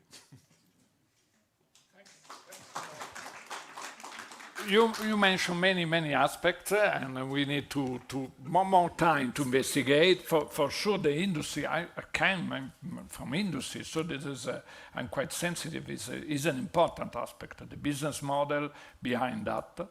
And I agree that we need to have the involvement of the industry because there is a possible business model, not just industry in terms of audiovisual or news, but also IT. Or cybersecurity, because the cybersecurity, we need to think about hybrid war and cybersecurity in a larger way. So I fully agree with this. And for the LLM, it's a complicated matters, and again we can discuss in other table, or but it's an interesting. Again, I think in the last session we will. See something about the LLM, even if your point is quite difficult to give some decision about that. For sure, we cannot stop the research in AI. I think that Europe can say something in AI for sure. We have a lot of researchers, we have a lot of research center and people that can work on this. But it's a difficult decision. I mean, how face this and what kind of a strategy used for LLM. So the last speaker is Kevin, and so please. Yes, just before getting started with this, I would like to mention about the LLM part that I disagree very much with what you just said, and I'll be happy to discuss if you have time a bit later on. As you maybe understood, I'm a more technical person. I have very little expertise compared to the panel here when it comes to elections and the Democracy Shield and all this topic. I work in the AI for Debunk project, and just like very similar to other projects, our goal is to provide tools for citizens and for media professionals to take a better decision on whether it's disinformation or not, basically. And in order to develop these kind of tools, since our goal is for them to be used massively, we needed to understand the fact-checking behavior of people. How do they do fact-checking? If yes, how, basically. So I wanted to share this with you because if we talk about fact-checking and protecting against foreign interference and this kind of stuff, it's important to understand the behavior of people doing, like normal people, not professional people doing fact-checking. And what I'm going to show you here is a bunch of slides showing the results of research, not our own, but existing, on which we can and we should all rely to build tools. In each of the slides, you will find a list of citations of scientific publications that are of very good quality that I encourage you to go through if you have time and it's interesting for you. They're very interesting. Do you have the slide thing? No. Oh, thank you. Thank you. I will see. So the first part, the first slide is about implied truth and tainted truth. So these are mainly the idea here is that let's consider a system functions 100% correctly and it can tag whether something is disinformation or not, right? Let's consider that thing exists and it runs. In that case, to the question, does it have an impact? It definitely do. And not only does it have an impact, it can also induce a bias in the user. So if you have 10 posts and you tag 5 to be false, not only people will perceive it as false without really verifying, but they will consider that the ones that aren't tagged as false are true. Although it's not been tagged as true, right? It's just not been tagged. That's the first result. Whoop. Yes, no, yeah. There's a delay. Up. Okay. So the second one, it's a simple concept, but that was verified scientifically when if you go read the paper. It's if there's a fact that people already took a decision about or already has an opinion about, they will not go verify. They will not do the job of going to verify it. They will just decide, oh yeah, I already know the answer to that, so they won't even put in question what they have in mind, right? They will not go verify it. So there's this kind of laziness that you already understood from people, and it goes even further actually. If the results are given to people, it has an impact. As you can see, the first paper was done by a group of researchers in Yale, and they showed that the community notes, actually, if they appear on a post, they reduce the interaction with the post by 46%. Just the fact that they are there, right? If the users had to do some kind of effort to obtain this tag, whether that is fake news or not, or disinformation or not, they will just not do it, basically. They will not go through the thing of clicking just a button to obtain the information about it. I mean, I'm generalizing, but you can go in more details in the paper that I provide here. Okay? The last point is about trust. And of course, that already, I think everybody here already has an intuition about this, but the paper goes a lot deeper than this, of course. But here the point to watch out is that we're all playing with AI to try to provide a solution against AI, right? But we have to remember that there's an issue of trust when it comes to people using it. They don't actually trust a machine telling them what to do. It's like trusting the autonomous driving systems to take you to a place, right? Some people do, some people don't, but they're still not, even the people who go in the car that drives itself, they don't trust it 100%, they just like challenges, right? So all that put together, we have here, you have a summary here of the main things we found and on which we should rely. But the most important thing is all the projects here that are working on hopefully providing solutions to disinformation, they provide tools that need effort from users to obtain a result. That is a problem. And they don't do it just because they want to do it. Ideally, what we should have is a system integrated in the social media platforms that could tag automatically, and that works well. Unfortunately, that is technically, and you can ask everybody in the project, technically very difficult to do, because in order to do that, you'll need access by the social media platforms. You need the permission to do that, and you will not get it for in a lot of cases. So it's very problematic. So it's we're all here, I'm sure, doing the best we can to make the tools easy to use, accessible, easily accessible, user-friendly, whatever, but there's still this challenge that we need to keep in mind when we develop solutions, right? Thank you. Thank you. And this is another perspective, the psychology, and this is very, very, very important to understand the emotional. I think that one of the answer to this is the media literacy. And one we will see after the coffee one example that is from Titan project that's to increase the critical thinking of the people. And there is, I think that we can see a short video made by some young student that say 1 minute to think critically.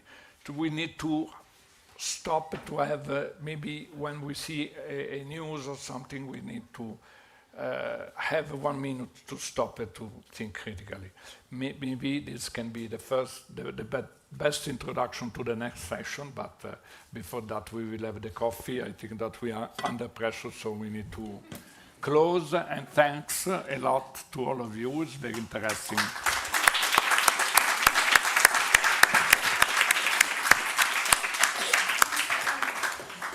Just a recommendation in order to be in time, if at 16:30 we can come back in the room. Thanks a lot.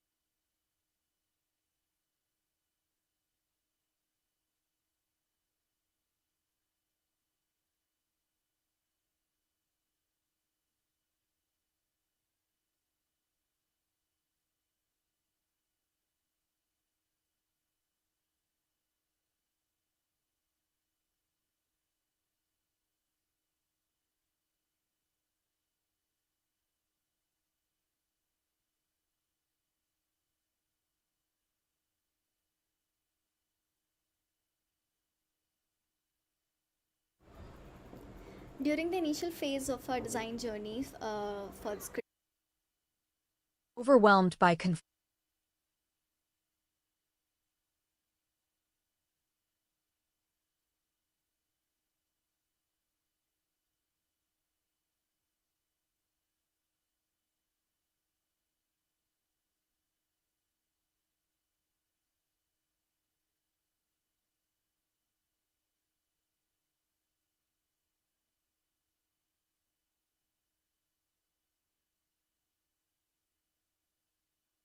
AI is increasingly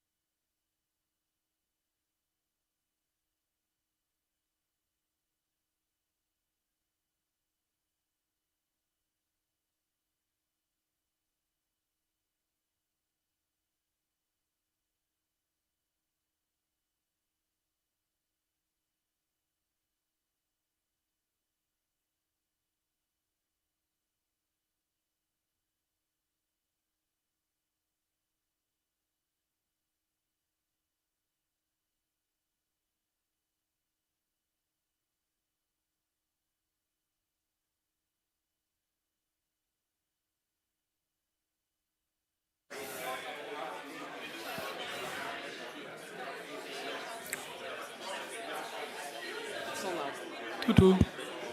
Okay, you can start coming. So, Manuela.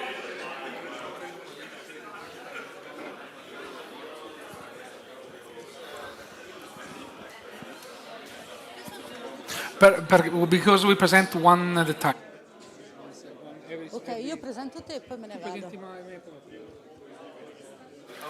You are the last one. You can. Sorry, the coffee break has ended. Can you please go back in the room?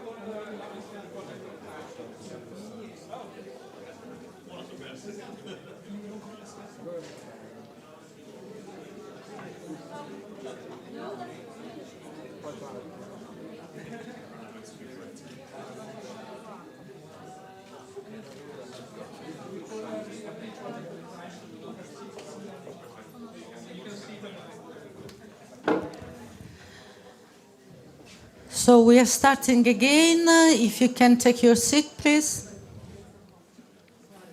Manuela.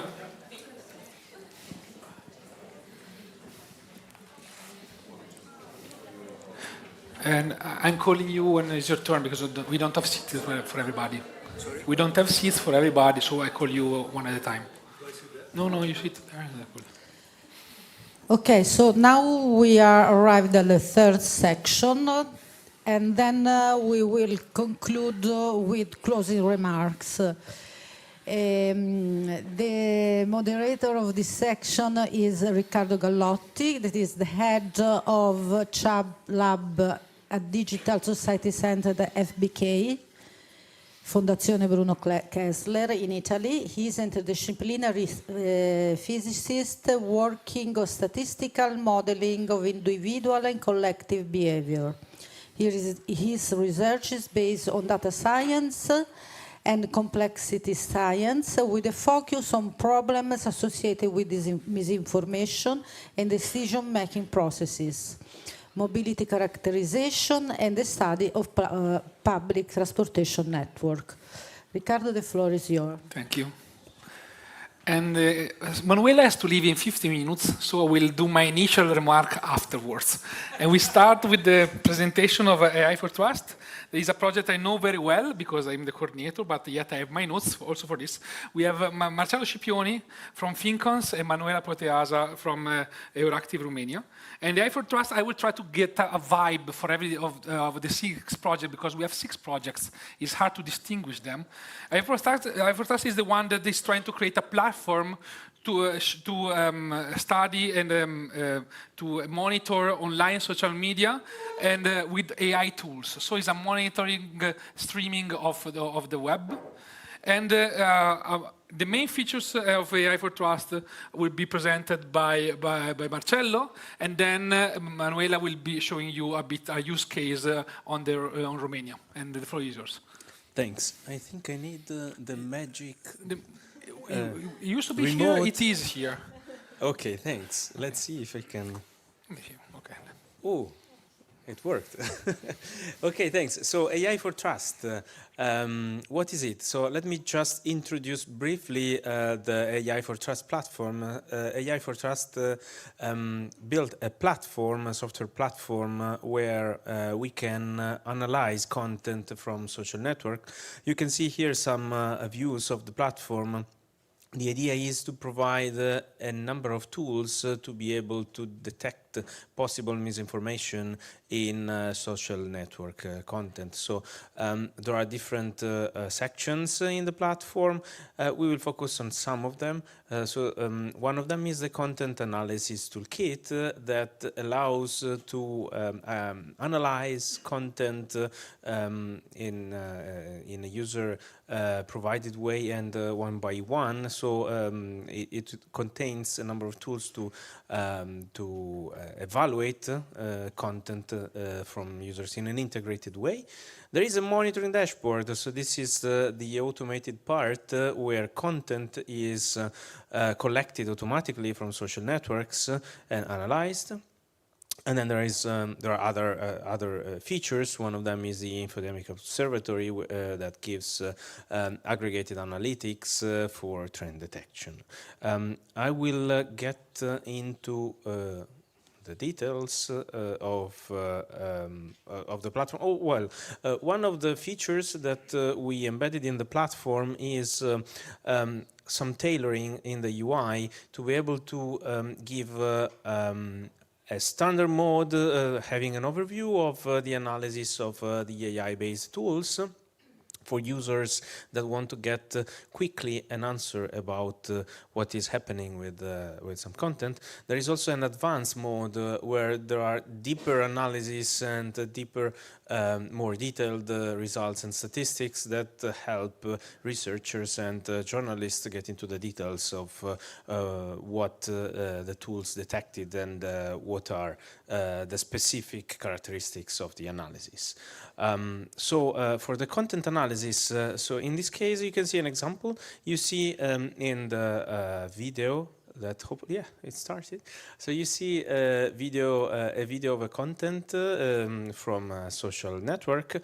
Basically, you can copy paste the URL in the platform and specify the language, and the platform gives you analysis in an integrated way from different tools. So you can see video deepfake and face swap detection. You can look at audiovisual inconsistency detection. You have reverse video search. You can look into the audio and see the results of the deepfake and splicing point detection tool. Transcription is computed, and on transcription also textual tools are run. So there is a disinformation signal detection tool and the check-worthy claim detection tool, for instance. So you will see this more in detail with Manuela. The second section is the monitoring dashboard. In this case, content is collected automatically by the platform. So the platform has some mechanisms to select content from online sources and from news feeds. And the idea here is to have a decision support system that can provide users with automated monitoring and provide the results about the content that has been collected. So there are advanced filtering options. So you can choose content that among the ones that have been collected according to language, specific language characteristics, topics, date, content source, assessment results, and so on. And in the end, you can get a detailed assessment regarding this content. So just to give you a very quick overview of some of the functionalities in the platform, what are we using it for? And this is where some use cases will be showcased by Manuela. Yes, thank you. As it was already shown in this demo, of course, we face a deepfake, but you have to prove it. And as a journalist, you need to check it very fast. For instance, we can see here the pro-European candidate at the time in the rerun elections, and it was the mockery mechanism used to largely spread sort of behavioral issues that this candidate was accused of. And as I said before, it's important to receive a very fast reaction, because media can't wait the spreading of certain viral issues. So we receive a verdict from the platform, but apart from it, we can have the hint on where it was spread, such a video, because we also have the possibility to see through reverse search, which is integrated in the platform, the impact. Of course, is not offered by the platform, but we can measure it. I would also point to the human touch, because yes, we get a verdict from the platform, and not only a verdict, but also disinformation signal detected, which give us an idea of the manipulation techniques which are used. Either is conspiracy, either is plotting, either is trolling, and so on. There is another example with the so-called Zelensky surrendering, which was also returned by the platform as a fake, but we can, it's a second demo, if we can see it in a minute. And apart from it, there are authentic video with false messages spreading this, fake, actually. And that's important to have also the signals of disinformation detected, and not only to have a simple verdict effect or not. Of course, it's very attractive for an user to have a verdict itself, but for a journalist, it's important to explain what happened there. And if we can just remind, apart from the recognition of the deep fake video, there is also a detection of the audio deepfake, but also these components which to us are very important, which applies to text or to transcriptions. As I said, disinformation signal detection, and if the text is check-worthy or not, and sort of insights on the techniques of manipulations are used. And to close my presentation, there I would like to, I know in terms of further step, to quote a student. We presented the tool to students working in fact-checking, and the student said at the end that, this is just a summary of what I said, but the next slide is a further step. The student said, I'm going to go home to my parents to tell them to use this tool, not to believe what's on TikTok. And that's, I know, emblematic. And of course, it's important to work together, journalists and the fact checkers and AI programmers and specialists. Thank you. Thank you very much. So, is 5 minutes to 5, so you can leave and take your plane with calm. And I have a question for Marcello. While I ask the technician to go back to the first presentation, the one of Titan, and we'll have Antonis is also taking the podium. A question for Marcello is, Marcello, with FinCons, you already worked, even before I forecast, with the media companies, with Sky, and so you work a lot with journalists and television. But AI for Trust had other users, had fact checkers as researchers, policymakers. So what is the difference to include also this kind of users in platforms that are usable for? Yes, indeed. I mean, there are different kind of companies. There are different kind of stakeholders. So there are companies that are big and organized internally, and they have workflows, and that they are very structured, like Sky, for instance, like Maldita, so that they are companies that have a structured workflow. There are smaller companies that are less structured, and they maybe express different needs and different requirements. And so there are researchers that get in deep analysis, reasoning, and so on our side, to be able to integrate all these ingredients into something that can be digested by many different users, it's challenging, and that's why we tried to tailor things in a way to be able to show different things to different users. That's one of the things that I tried to highlight when I shared the different UI versions, because I mean, nobody is always happy with the defaults. So the idea is to give tailored results, or results that can be tailored by expressing some preferences, and have a platform that can be adapted to the needs of different stakeholders. Okay, thank you. This is a very hot topic because we are currently releasing the last version of the platform, so this is our everyday conversations. Thank you, Marcello. And now we move to Titan. Titan is a project that closed 2 days ago or something like this, no? And please, yes. And we have Antonis Rumfos from ATC, which is absolutely not Francesco Nucci, because Francesco decided that it was better if Antonis presented himself this session. And actually, Titan, the vibe of Titan, is using AI in a Socratic framework to enhance critical thinking. And I believe you're presenting a couple of videos in this session. Yeah, no? there are 2 videos, I think, after. But I'm just let me know, let me tell you what Titan is doing, because it's doing something different, and it looks at this information from a different perspective. The perspective is the following, is really how to help the citizen and not developing tools for automatic detection of disinformation. The motivation of Titan is basically the realization that disinformation tactics and manifestations change over time. But what stays constant is the main reason that disinformation happens, which is the limitation of human to think and analyze critically something that is on the news or on the social media.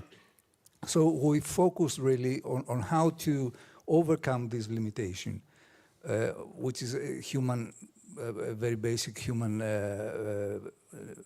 characteristic.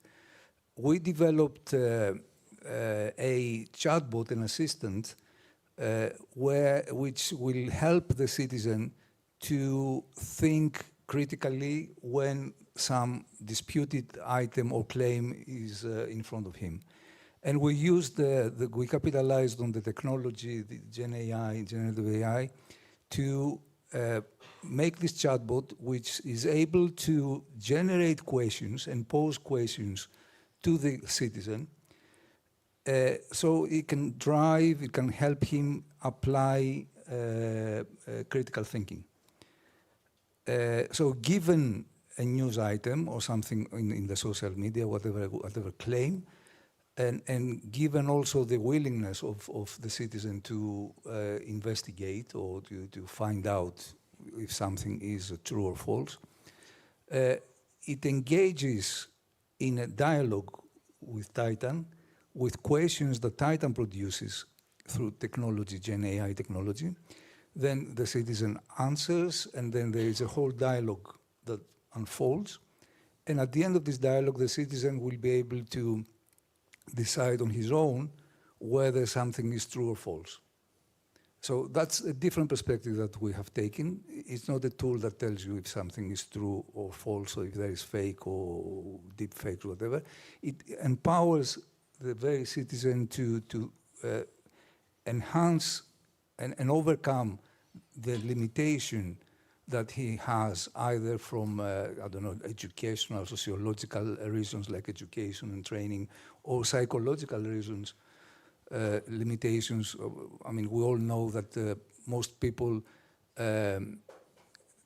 believe what they already have in their minds. So, it's a limitation in critical thinking. So with this chatbot, we help the citizen to do that, to enhance his critical thinking ability. Now, the main challenge of the project, really, it wasn't the technology as such, although we started this project in 2021, I think, where ChatGPT was not there, but Gen AI was just emerging. So we grew together with this technology. I mean, from 2021 until now, or 22, I think, the technology changed a lot, so we had to follow and grow up together.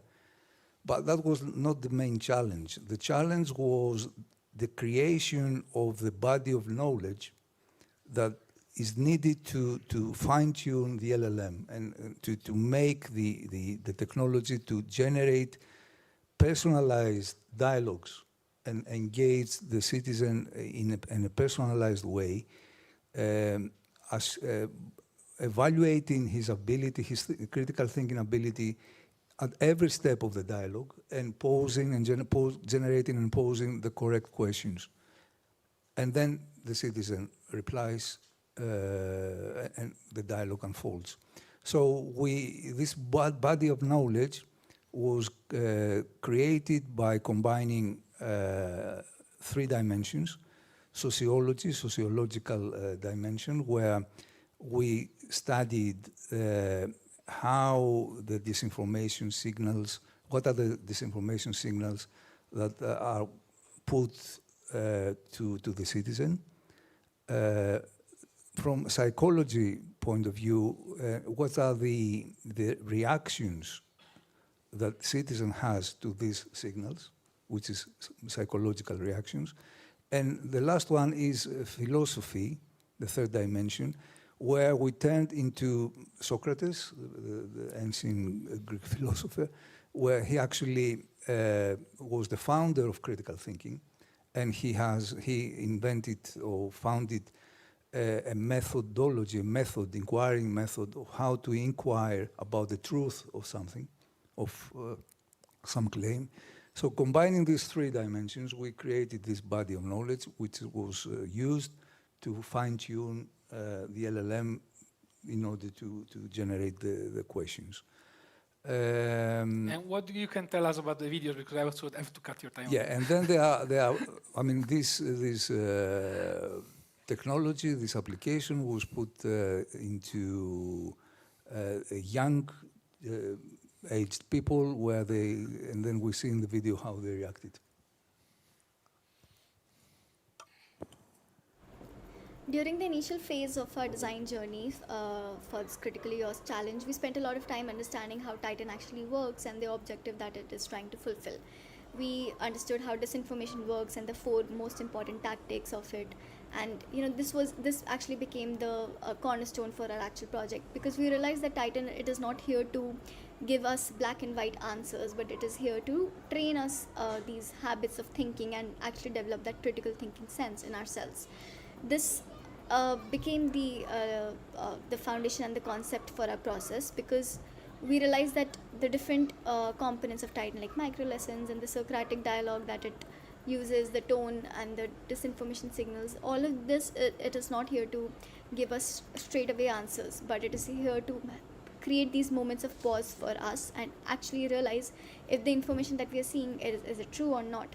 So this became, after this we basically spent a lot of time for our iterations, and we touched upon a lot of different concepts, from interactive storytelling to these critical reflection mirrors and the kiosks, basically designing from digital to physical and tactile experiences, which actually led us to step back from this entire iterative journey, and helped us realize that the bigger opportunity was to design how people arrive at these conclusions by cultivating critical filters.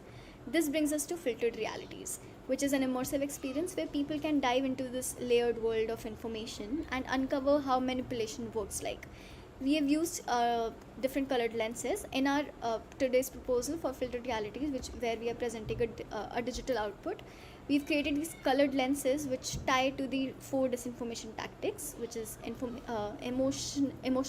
emotionally charged triggers, framing devices, and the lack of sources and visual deceptions. Through a subtractive method of filtering, we can watch these narratives shift as layers vanish.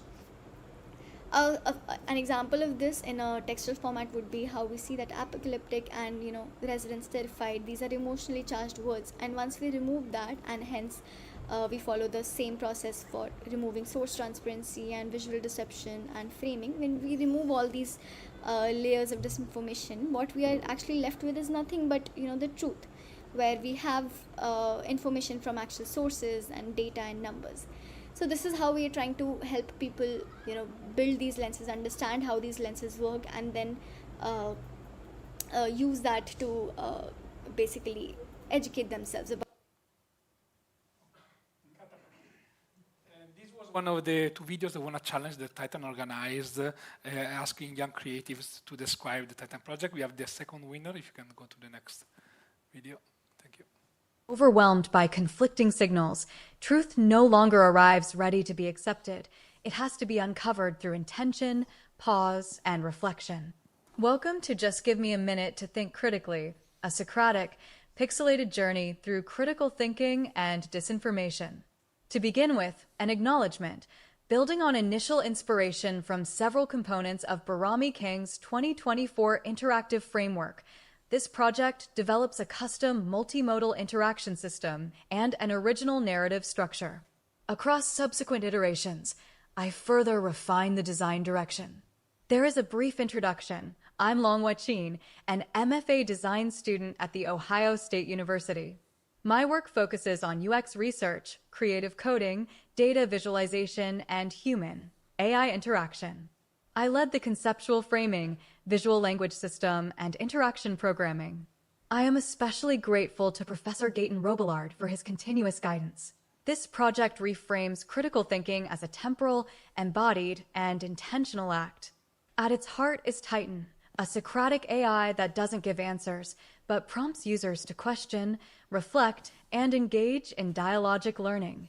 Through 6 one-minute interactive experiences, Just Give Me a Minute to Think critically invites users to resist automation, confront disinformation, and reclaim space for thought. The project unfolds in 3 carefully sequenced parts, designed to transition users from understanding to disorientation to embodied reflection. First is Titan is. This a click-based diagram reveals 3 core principles: Socratic method, experiential learning, and conversational AI. The slow reveal positions Titan not as a tool, but as a thinking partner. Next is voicing forward. Your voice moves a ball through labeled barriers, each inscribed with a Socratic question. Speech becomes navigation. Inquiry becomes motion. Third one is customized Titan. 3 sliders, aperture radius, blur level, and grayscale, simulate a flashlight effect, gradually revealing the masked Titan beneath. Users control how clarity emerges, mirroring Titan's 3 modes of coaching. These 3 parts are part 1, encountering Titan. For part 2, disinformation. At first, everything reads information, but as you scratch the surface, hidden words reveal something else: disinformation. What was concealed becomes visible only through active engagement. For disinformation alarm, when a word is flagged as disinformation, it flickers, turns red, and shakes a subtle alarm. Clicking it shatters the word into particles, symbolizing the breakdown of misleading signals. Last one is thinkers. Users pinch and drag away layers of visual noise to reveal a live webcam feed of themselves, an invitation to return to presence, clarity, and cognitive agency. Each module offers 1 minute of intentional pause, an act of reclaiming attention in the digital age. Rather than seamless usability, the interface embraces epistemic friction, encouraging users to reflect through effort. Just Give Me a Minute to Think Critically is more than interaction, it is introspection. A reminder that even brief moments of reflection can empower us to sense, discern, and think critically. The full experience is available at the link below. Thank you. Thank you. And it will be also available in the room in the nearby a demo proposed by Lega Sotiris and George Petasis of for those who are interested more on the technical aspects of Titan solutions. So thank you very much, Antonis. Thank you. And to ask your attention to go to AI Code. I also call the AI Code people in the stand. We have Jasmine Konovak from the European Institute for Participatory Media, and Simeon Akis Papadopoulos, researcher at CERT. And they will be presenting 2 tools: Prompted, an interactive tool for critical generative AI literacy for journalists and media professionals, presented by Jasminko, and MAM, the media asset annotation management tool, presented by Akis. The floor is yours. Thank you, Riccardo. So thank you very much. Thank you to everybody to organizing this very interesting event. I'm going to try to be quick due to time, but maybe, okay, I figured out the technology. Maybe just 2 words about the background about the AI Code project. We've heard a lot already about different projects, and they're all kind of addressing a similar space. What can we do with technology to support countering disinformation and producing trustworthy content? And that's also particular focus in the AI Code project. And there the focus is actually on developing different kinds of tools and services to help especially journalists and media professionals in their work in producing trustworthy content and in detecting disinformation, assessing trust and reliability of sources. So I'm not going to go through everything. Obviously, we brought you 2 examples of the 2 tools that are being developed in the project. One that I will be presenting is the Prompted tool, which is situated in the area of media literacy, especially related generative AI literacy, and how can we support the acquisition of these skills in a little bit different way. And the other is along the sides of content verification, deepfake detection, and the similar task that Akis will be presenting. So let's do a quick dive in. So in the tool that we have chosen to call Prompted, the idea has been to look at very closely at what are the actual current needs of media professionals in the field, what challenges are they facing in all this landscape of disinformation, especially also generative AI, and also the questions or the needs to also explore the potential of generative AI in the media profession. While at the same time, of course, asking the question, so if journalists and media professionals decided they would use generative AI, how can they use this responsibly, and what does that mean, and what do they need to know about it, beyond maybe the general awareness that already, of course, exists. And so the Prompted tries to provide an interactive experience where we do not actually aim to provide a course, like there are tons of courses, you know, like on prompt engineering and so on, but we try to go a bit more foundational and try to see what kind of experiences can we provide that help media professionals actually develop mental models, suitable mental models of how LLMs actually operate that allowed, and then to take also their own assessments of what are appropriate and what are inappropriate modes of use, what do we need to be careful about, and also get a better intuitive understanding of the factors influencing the reliability of results, especially when constructing prompts, and also maybe helping them with something they have as a basic skill. And that is, of course, verifying the validity of information. So what can we do about being better able to validate and verify LLM outputs and the veracity of claims. And so one thing that is very specific, not just for this tool, but for all the tools developed in the AI Code project, is that the whole project has a very user-centered focus, and the solutions have been developed in close collaboration with media professionals and journalists. This slide just shows a little bit of the methodology, meaning essentially saying we've done our homework. We looked at existing studies on what's happening in journalism and media houses, how they are trying to use generative AI, what problems are there, what kind of challenges the practitioners themselves highlight that they are facing, what kind of needs they are pointing to. We've checked the studies that were done internationally over a number of countries and participants, but we also did a series of our own co-creation sessions where we try to get a better understanding of where we are and also how our ideas are a match or not for the real-world needs of the media practitioners.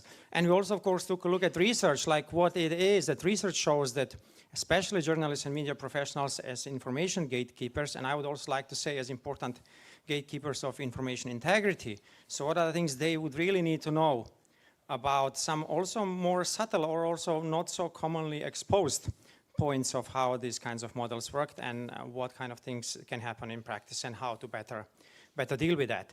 And so based on that, we then have developed these different tools in the project. And I'm just going to give you a brief glimpse at what we did for Prompted. So essentially, what we came out with is 3 components or 3 essential parts of the tool.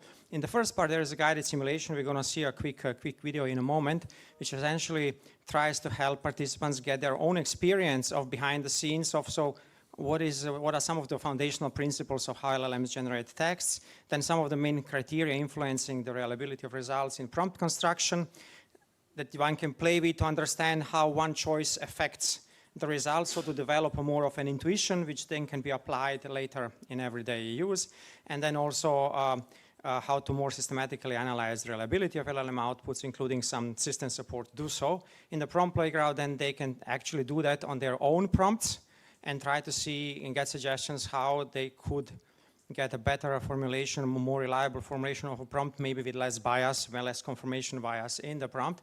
And in the debunker module developed actually by the colleagues from FBK, they can actually apply the tool to try to verify the veracity of claims against their own sources of reference as trusted information, and they can apply this understanding to also be able to understand how trustworthy the results of this verification are, or how they might need to change the prompt behind this verification so that they get a better reliability of the results. So let's just take a very quick look at some of the elements, not all, of how this tool works in practice. This is the PDF version. Okay, then somebody would need to click on the No, not the PDF. AI is increasingly used in journalism. Media professionals need new skills to ensure responsible use. Welcome to Prompted, a hands-on exploration and practice for journalists to observe how large language models function, their limitations, and how to use them for more trustworthy content production. Through the lens of writing an article, discover how key parts of large language models affect their output, methods to spot inaccuracies and bias, and techniques for crafting effective prompts that get better results. Try out your own prompts in the Prompt Playground, where you can get AI suggestions for prompt optimization and tools for comparing texts. With Prompted, journalists learn to critically evaluate AI outputs, maintaining journalistic ethical standards. Start with Prompted today. Okay, so this was just to give you a bit of an impression. Obviously, this is not the whole of the tool, and the steps haven't been really broken down, so maybe just a few final remarks of how it actually works, what you've seen. So for example, in the part about a prompt construction, what participants can do is they can actually have a main set of criteria that they should think about when constructing prompts, which can have a fundamental influence on the results, such as, for example, the specificity. And if they choose a more specific part, then they will get a more specific version of the prompt. But they will also get the differences between the two versions highlighted and annotated, so like what problems occurred in one and what problems occurred on the other, including things such as confirmation bias, for example, where they can see how by changing one word in their own prompt, they can fundamentally influence whether they get a biased version of the result, which essentially confirms their assumptions, such as in this result, if you ask the system, how does the EU AI Act stifle innovation and research, you will get the result only counting supposed ways in which it does that. But if you ask it in an unbiased way, does the EU AI Act stifle innovation and research, you all of a sudden get the result which includes some of the supposed arguments for and against it. So we have tried to have a simulation which is based on real world outputs, which makes it easy to understand what problems can occur based on what kind of decisions are taken in the construction. The same goes for the formulation, whether you formulate the prompt in a more human-like way or in a more kind of a neutral instructional tone, so what happens? The other thing, and then I can come to close, okay, here, the wrong button, is also this checklist, the journalistic evaluation checklist is based, of course, also on existing practices of journalists. This is just to remind them what kind of the typical categories they would also normally check. They also need to double check in the outputs, and on these examples, they can note how subtle the problems can be and how can have a better intuition of recognizing them based on the decisions they've taken. So what kind of prompts will yield less of these problems and what kind of prompts will yield more of these problems. And finally, in the prompt playground, they also get the support to actually have automatically detected some problems in the text that have occurred as a result of a specific version of the prompt, and they can use it to optimize their own prompts, entering their own prompt and then selecting the criteria how they would like to generate a different improved version. So for example, more or less bias with more or less background, and see how this might have impacted results, including the automatic detection of problems such as inaccuracies or logical fallacies. And then finally, the final thing they can do is actually they can use the claim debunker model, where they can enter claims they want to verify against their own source of reference, which they provide as the basis for assessment. And they can then also see a short explanation to which extent this is considered to be truthful, the claim, or not, including the possibility to adapt the instructions to the system how to assess this, to see whether the assessment changes if the instructions are adapted. And this ability to do so is based on what they've learned previously about the prompt construction in the previous step. So that's what the tool tries to do. And of course, we've done some first tests and co-creation sessions, and feedback has been largely positive, and we are now in the process of bringing into practice and acquiring what we call early adopters. So that means journalists, media professionals, organizations interested in trying it out as part of their practice, joining some of our workshops, and there is a short list of some of the first institutions that have approached us, and so we have a small waiting list. But if you are interested, in trying it out and maybe signing up for a workshop. We also had inquiries from regulators, surprisingly, from the Italian National Media Regulation Authority, who wanted to try it out for their personnel. So we see there are also different targets groups we didn't even necessarily have on our radar. So if you would like to try it, drop us a line. We are really trying to do this very closely in exchange they can exchange with people from the field so that it actually gets into the field and fulfills its potential. Thank you very much. Thank you.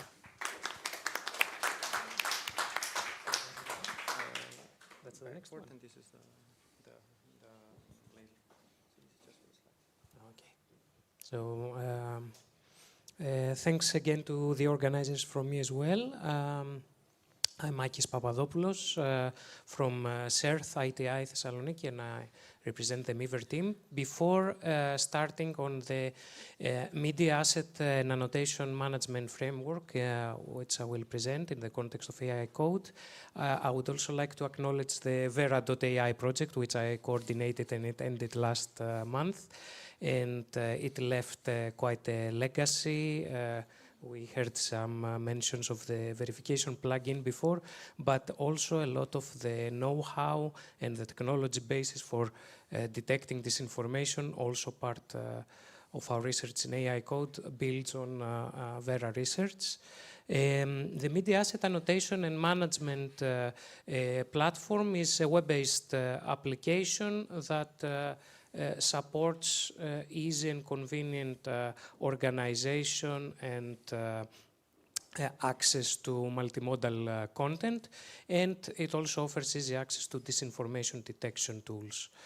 Some of the key functionalities include automated asset analysis and tagging and descriptions and captioning, visual allocation estimation, detection of synthetic media, reverse visual search, and image forensics. We have also, I will say this before showing a quick video demo. We have put the platform already to some preliminary testing.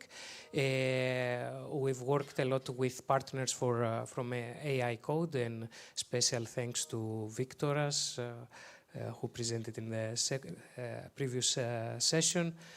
From Debunk, they have offered tons of valuable feedback.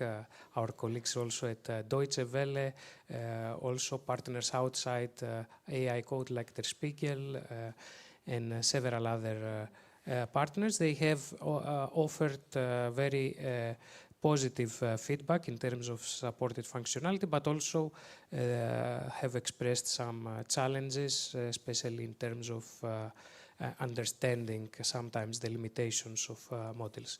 And let's quickly see if the video plays.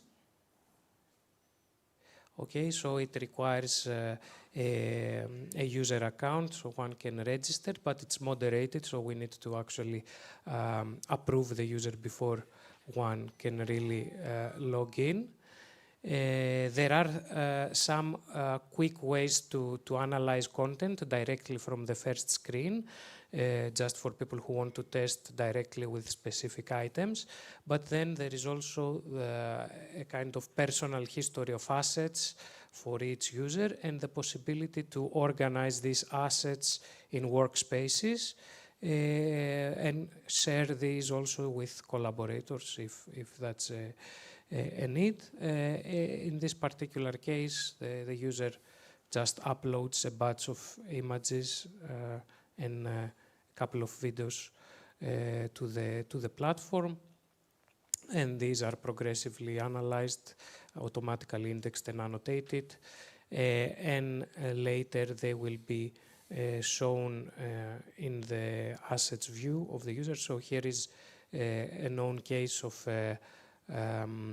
AI-generated image from the Los Angeles fires, and the user can also quickly find near duplicate copies, even when they are not exactly the same, and they can inspect in more depth the image. So here is another example of an image from Santorini, supposedly with a volcano eruption. And the user can quickly check whether some of the AI detection models classify this as synthetic, which is the case here, thank God. And beyond the synthetic media detection, there is also there are other tools, like for instance an automatic geolocation tool, which manages to correctly place the image in Santorini. Even though it's AI generated, it still gets the location correct. And provides also some real images from the whereabouts. And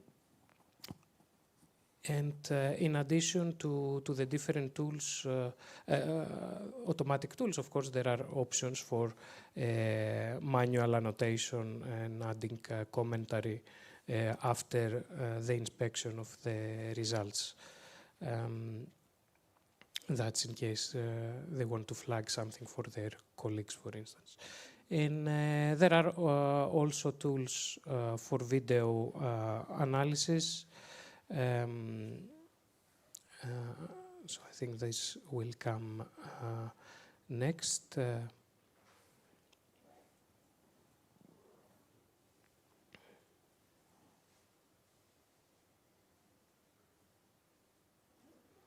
Yeah, here is again a collection that the user sees, and they are uploading now a couple of videos that they want to analyze.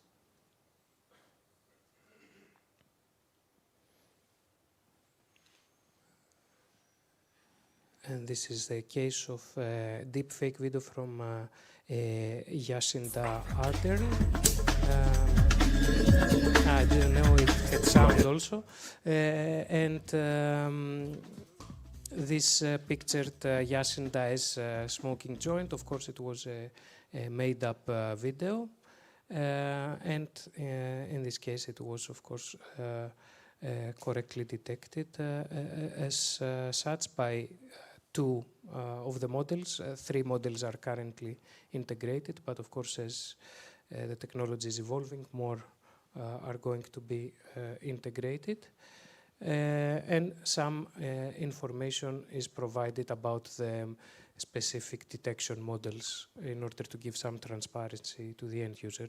There are also some possibilities for downloading the content or exporting the results. And it's also, this tool, similar to Prompted, is also open for testing even outside the project. As I said, we need to approve this, so once you register, we need some time to check that it's a legit user, and then we are very much willing to support the testing. And that was it. Thank you. Thank you very much.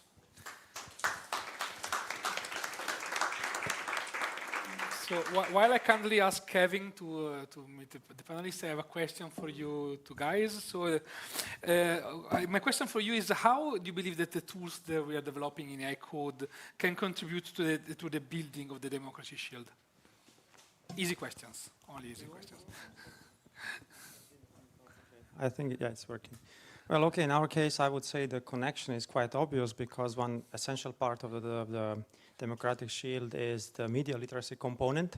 And so I think in this whole discussion we heard today, somebody mentioned, I don't remember who, I think there is a crucial role of existing information gatekeepers, journalists, media professionals that are not getting enough support. And I think this could be strengthened in the sense that this is this whole question of trust and also verification, that if we see this profession from a lens of information integrity, then I think one clear component is what can these professionals do, how they can be helped to actually be more effective and more efficient, and being able to do this very important function. And so what we are seeing from, and that's was very interesting for us, what we are seeing from our initial experiences with this tool is, for example, that it's not just the journalists and media professionals in the field who have been telling us we need more training on these kinds of things, and we have been, by the way, applying little parts of the approach that Titan has been also following methodologically. It's about experiential learning, making it easy to actually observe things one might have heard about and see how it actually works so that you take it with you later on. But what we've seen is there is a huge interest in universities, in degree programs on journalism and media studies, and I think that's hugely important, because in contrast to existing professionals, these new generations are growing up in a totally different information environment, and I think that's even more important to get to them. And I am very heartened to see that actually, especially in some countries like Spain, for example, there are a lot of initiatives in this sense, and we have been receiving many requests exactly from Spain, from universities, because they are redesigning their programs in journalism and media studies, as they should. And so I think this is actually a key opportunity also as part of this democratic shield, because these generations will be also much harder to reach to explain some of the problems that maybe we now take for granted. So that would be my maybe not so short answer. Thank you. Akis, your view on this? Yeah. In our case, I think it's a bit simpler. So one of the pillars of the democracy shield is protecting the integrity of online information. So as part of this, offering tools to the hands of journalists, fact-checkers, and relevant also enforcers of the DSA and offices is quite crucial in order to help them identify cases of problematic content on time and respond accordingly. So that's it. Okay, perfect. Thank you very much. You can pass the microphone to Kevin. We have now Kevin El-Haddad from AI for the Bank, senior researcher at University of Mons. So you play locally. And sorry? You can go back, yes. We don't have seats for everybody. If not, we can also turn the stage. And he will present, the goal of AI for the Bank in this case is to help citizens, but also media professionals, to take more informed decisions about this information. And Kevin will present a practical tool, a plugin that showcases how the AI for the Bank is making it easier for everybody to detect false information. The floor is yours. Sure. And the pointer is there. Pointer is there. Whoop, here. That's me. Hello, people. Okay. So I want to start by presenting the consortium. We're 14 partners. We are a multidisciplinary group of social science people, engineers, technology people from the academic sector and the industry. And we have also media professionals. Like you can see a representative from EU Live here, Mr. Gotev there. And that's what we're trying to build, basically. If you look at it from far, it's a bit of a mess, of course, but it's quite simple. I'll walk you through, don't worry. If you look at the purple block, which is the one on your right, just beside the citizen media professionals. Like Ricardo said, our goal is to provide tools for people to take a more informed decision on whether something is disinformation or not, right? And so the goal of the project is to aim and put in the hand of as many people as possible the tool. And so we're investigating the use of different types of interfaces because we're aiming different target groups for different purposes as well, right? So we have a plugin, mobile app, a collaborative platform, which is a website basically, like the one that was shown before, and an AR/VR interface basically, so augmented reality and virtual reality for those of you who don't know the terms. So various type of interfaces. They're all fed in by a bunch of modules. Let's call them modules. Each module has a very specific task. None of them will take a decision whether it's disinformation or not. The goal is to provide you with some information and allow you to take the decision yourself.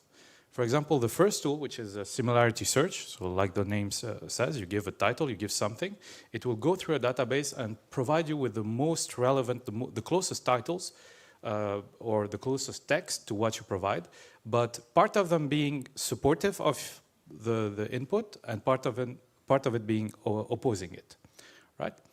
And of course, these come from a database. The database could be anything, could contain anything, right? We control it. The second one is a deepfake detection. So for deepfake, for those of you who aren't sure, it's not whether it's fake or not, it's whether it's been generated by AI or not, right? So it could be true information, but generated by AI, right? And the last one is out of context detection. So basically, in the literature, if you go through it, it's you have an image, you have a text that goes with it. Does the image match the text, basically? And so each of these modules can be used on their own individually, or we can aggregate them and have some kind of score called the disinfo score in our project that comes with not only a score that tries to aggregate the information that was provided by each module, but also provides an explanation on why, basically. And it relies on these modules too. So the blue modules can be used on their own or collectively, and all of them can be used through any of these interfaces that we have. We're able to process a diverse type of modalities, so image, text, or audio. And the way we architected the whole thing went from one philosophy, which is information knowledge, contextual knowledge is dynamic. AI models are trained with data that are current at the time T. So they know only what they've been trained with. If they're trained with data from 2015 to 2020, if a model is trained with this type of data, and you provide it, you try to use it with data coming from 2025, there's a very high chance that it won't work, as well as it did with the type of data it's been trained with, right? So you have two solutions going from there. One, you keep on training your model every time, periodically, you retrain your model, your models in this case, so that they stay up to date. That has several complications. One, you need the data for that. Two, it's very costly, not only in terms of pricing, but in terms of environmental impact that it has. And you're going to keep on needing that the entire time, right? And it's very complicated to deploy. Well, in a more practical sense, forget research. Practically, if you want to deploy it and make it available to people, it becomes more complicated. The other method is, instead of training the model themselves, you have the model work with what we're going to call a knowledge base. The knowledge base will be the contextual information of the model. So let's say the model knows what president means, the concept. You can keep on changing the name of the president without having to retrain the model themselves by giving contextual information. That's what's being represented in the white database symbol that you have just above the blue box. In our case, we use for that something we call a knowledge graph. A knowledge graph, so first, a database is, as all of you know, you take data, you store it somewhere, that's a database. You start putting links between the data that have meaning. For example, you link all the data that come from the same source. You link all the data that have the same semantic meaning. That becomes a knowledge graph. So you have more contextual information, more meaning behind your data. And what we're trying to do is having static AI models that rely on a knowledge base that is dynamic itself. So the knowledge base evolved. That costs a lot less to do because you don't need to train, you just feed data there. And it might solve part of our problem, basically, right? And in order for it to be dynamic, and considering that the project's funding is limited in time, where I think the end of our project is end 2027, something like that, then after the funding, of course, nobody's going to spend free time continuing to maintain that thing, right? So we needed a way for it to be really dynamic. So we're trying to put inside this whole loop citizens themselves. So we're trying to have them, to allow them to tag data, to send us data that they think is false. But then we need a mechanism that flags, that verify the reports and the flagging coming from the citizens, right? Otherwise, we're going to end up with a knowledge base that's full of, I mean, at least partly will be garbage data, right? So that's specifically what we're trying to do. And we're at this, we're gonna soon pass the second year of doing that. And so, I don't know, I had a video, is it in the slides, you think? It could be, try the next slide. No, that's the other button. No, it's not here. Sorry. So there was a video, I don't know, can we, do you know if we can show it? Because we're a bit short in time. So. Okay, so, well, we have a demo of the plugin specifically. I believe you can use, similar to Titan, use the apero moment for showing the demo. Yeah, we can do that, for sure. Yeah, thank you very much. Just one last thing. Here you have a bunch of links for contacts in case you're interested. In the middle, for those of you who know, Hugging Face is a platform where machine learning models, data sets are distributed. For now, it's everything we put there for now is private. Hopefully by the mid next year, everything we can put in public will be put in public. And GitHub is the same, but for the code. So our goal is to make it as public as possible, as accessible as possible. So don't hesitate to go there. But for now, there's not much. In 6 months, you're going to start seeing things.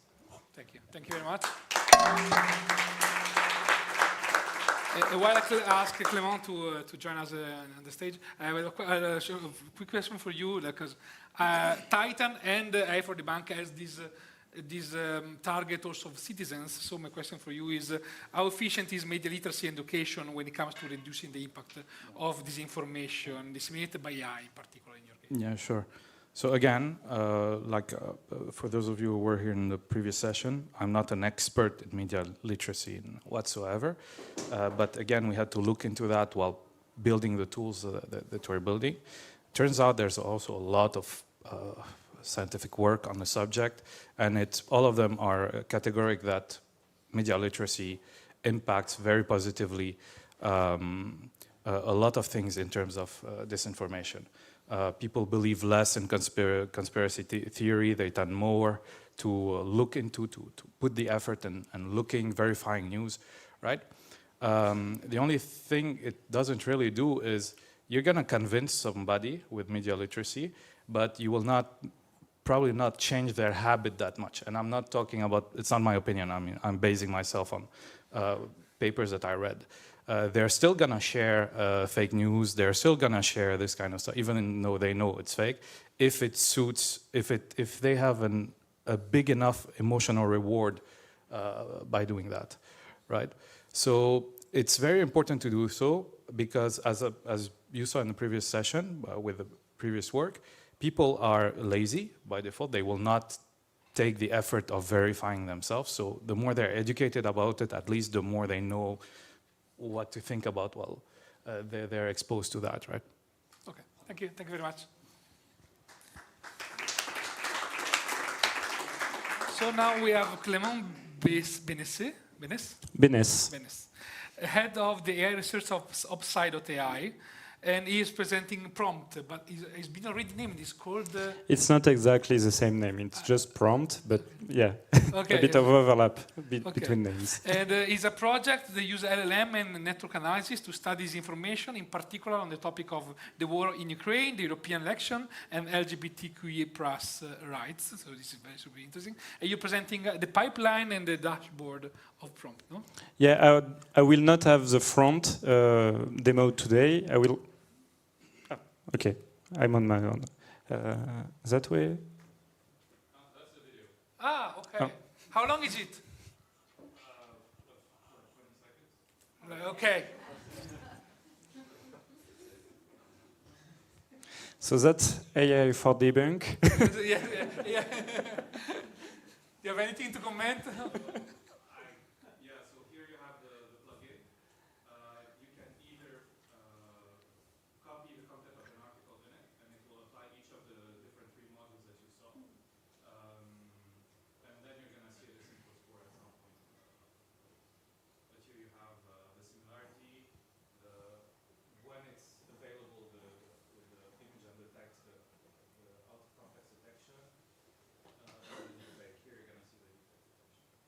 I'm sorry for the audience at home that didn't hear all of this, but they saw the video. Okay, thank you very much, and let's go back to prompt, and Clément.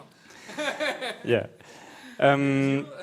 So I'll try to keep it brief, to keep in mind the time. So we are the second iteration of the European Narrative Observatory. So obviously we will have a really specific point of view about narratives. Just to say quickly, 11 partners. We go from academics to journalists, fact checkers. We have the whole spectrum at hand, and we also have, and it will kind of come back at multiple times in the presentation. We have Wikipedia among ourselves, the French branch, so Wikimedia France, and since they are VLOB, they have some responsibilities and it's a special case. We have 3 topics at hand in this iteration: the conflict in Ukraine, LGBTQIA+ rights, and European elections. 6 countries at hand: France, Italy, Romania, and the 3 Baltic states. And we had English and Russian as language of analysis. And we are working on multiple platforms, included, of course, Wikipedia. The whole thing we want, it's kind of similar to other projects, especially, for instance, AI for Debunks, in what we aim to do to empower analysts who have really a strong focus on analysts and journalists and fact-checkers. And what we want to provide to them is some prisms, some filters that aim to raise red flags when there are red flags in content, and so they can, get into their investigation faster and deeper and kind of trying to scale, in the sense that disinformation make use of AI, so it spreads really quickly. So if we can help them, that's what we want to do. 3 main focus: narratology. So really quickly, we use classifiers, embeddings, LLMs, the whole NLP pipeline. And we also have handcrafted matrices, or an equivalent of knowledge base about narratives on our topics, and multiple variations of these narratives to keep them up to date. Another focus is about persuasion techniques and rhetorics. And we have a wide variety of categories and unifying taxonomies that we try now to make more simple, because when you really dig down into rhetorics and manipulation techniques, you have a lot of techniques at hand. And we have an LLM pipeline that automatically annotates this part. I cannot provide you any benchmark on this specific task because we are still running them as it is. And the final filter is about coordination and inauthentic behavior. We were talking about FIMI, but also about DIMI, and that's how we try to reconcile everything by talking about inauthentic behavior and people based first on temporal proximity. Same narratives being pushed at the same time, that's a weird flag, a red flag. But also now including semantic proximities, and we also try to have an exploratory outlook on whether stochastic processes can be used to do that, because in math it's more or less meant to do that. I'm actually working on this as well. We will talk later. I said it before, we are also working on Wikipedia, so because they are members of the consortium, but also because I think it will be my title at some point, we believe them to be one of the sanctuary of good information and good debate, and people interacting with each other in a good way. And so Wikipedia is in danger because news and actuality prove it to be under attack. It's not only about Wikipedia, it's also about Wikipedia being used as training data for every LLM. So there is a breach, a potential breach on Wikipedia can have a huge impact on the whole informational space. And it's also one example of a VLOP for good, so very large online platform.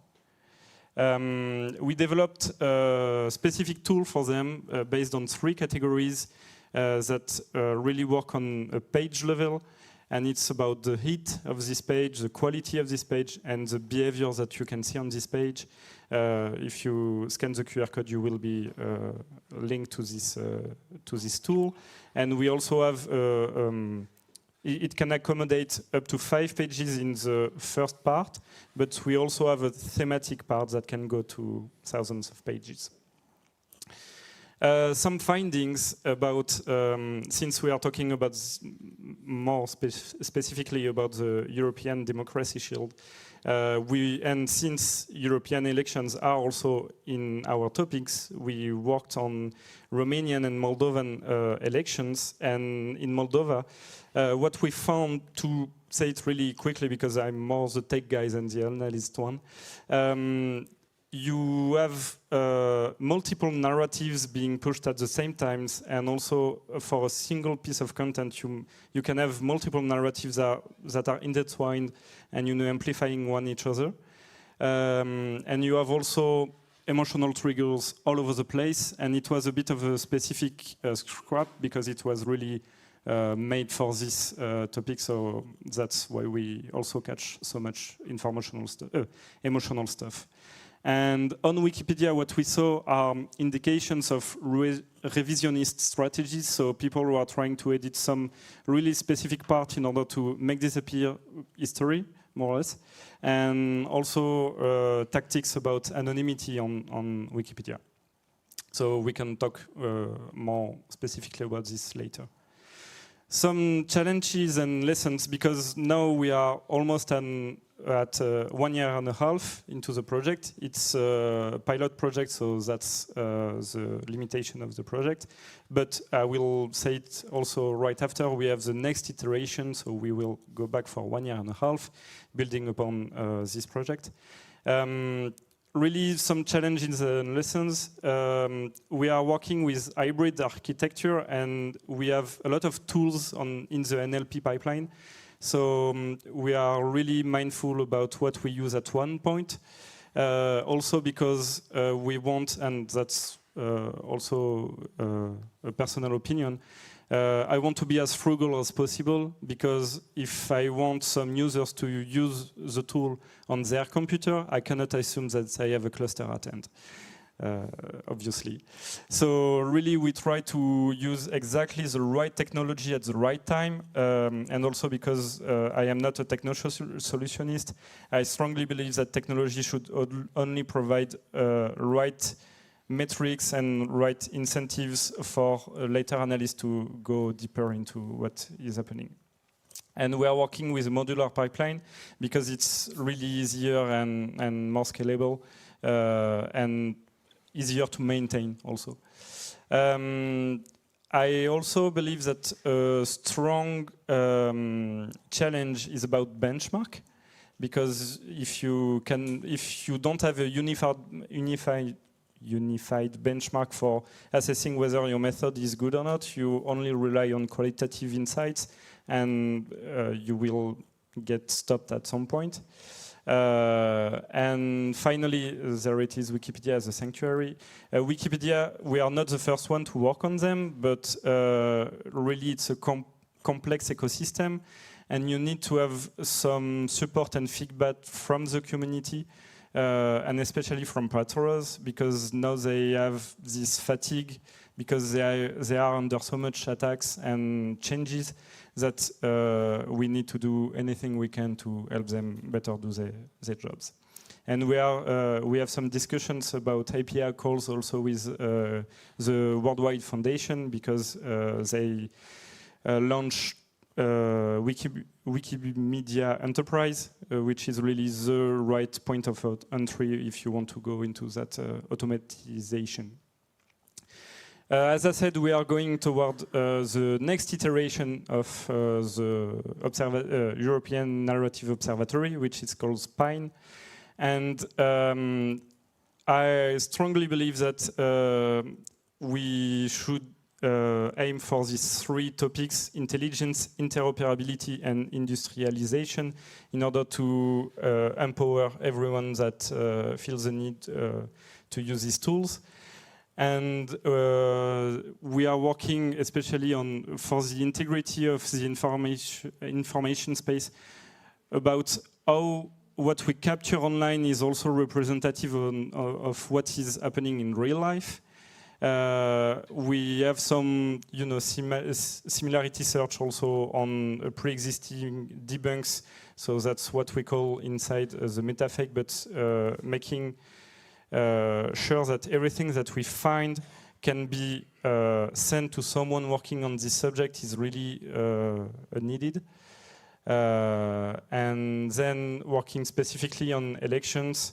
As I said, we worked already on it for the Romanian and Moldovan election, but what we find interesting is that elections are more or less intemporal space where narratives always come back, so that allows us to have invariant across time that we can work upon, and to find new claims or new rhetorical devices based on these specific timestamps.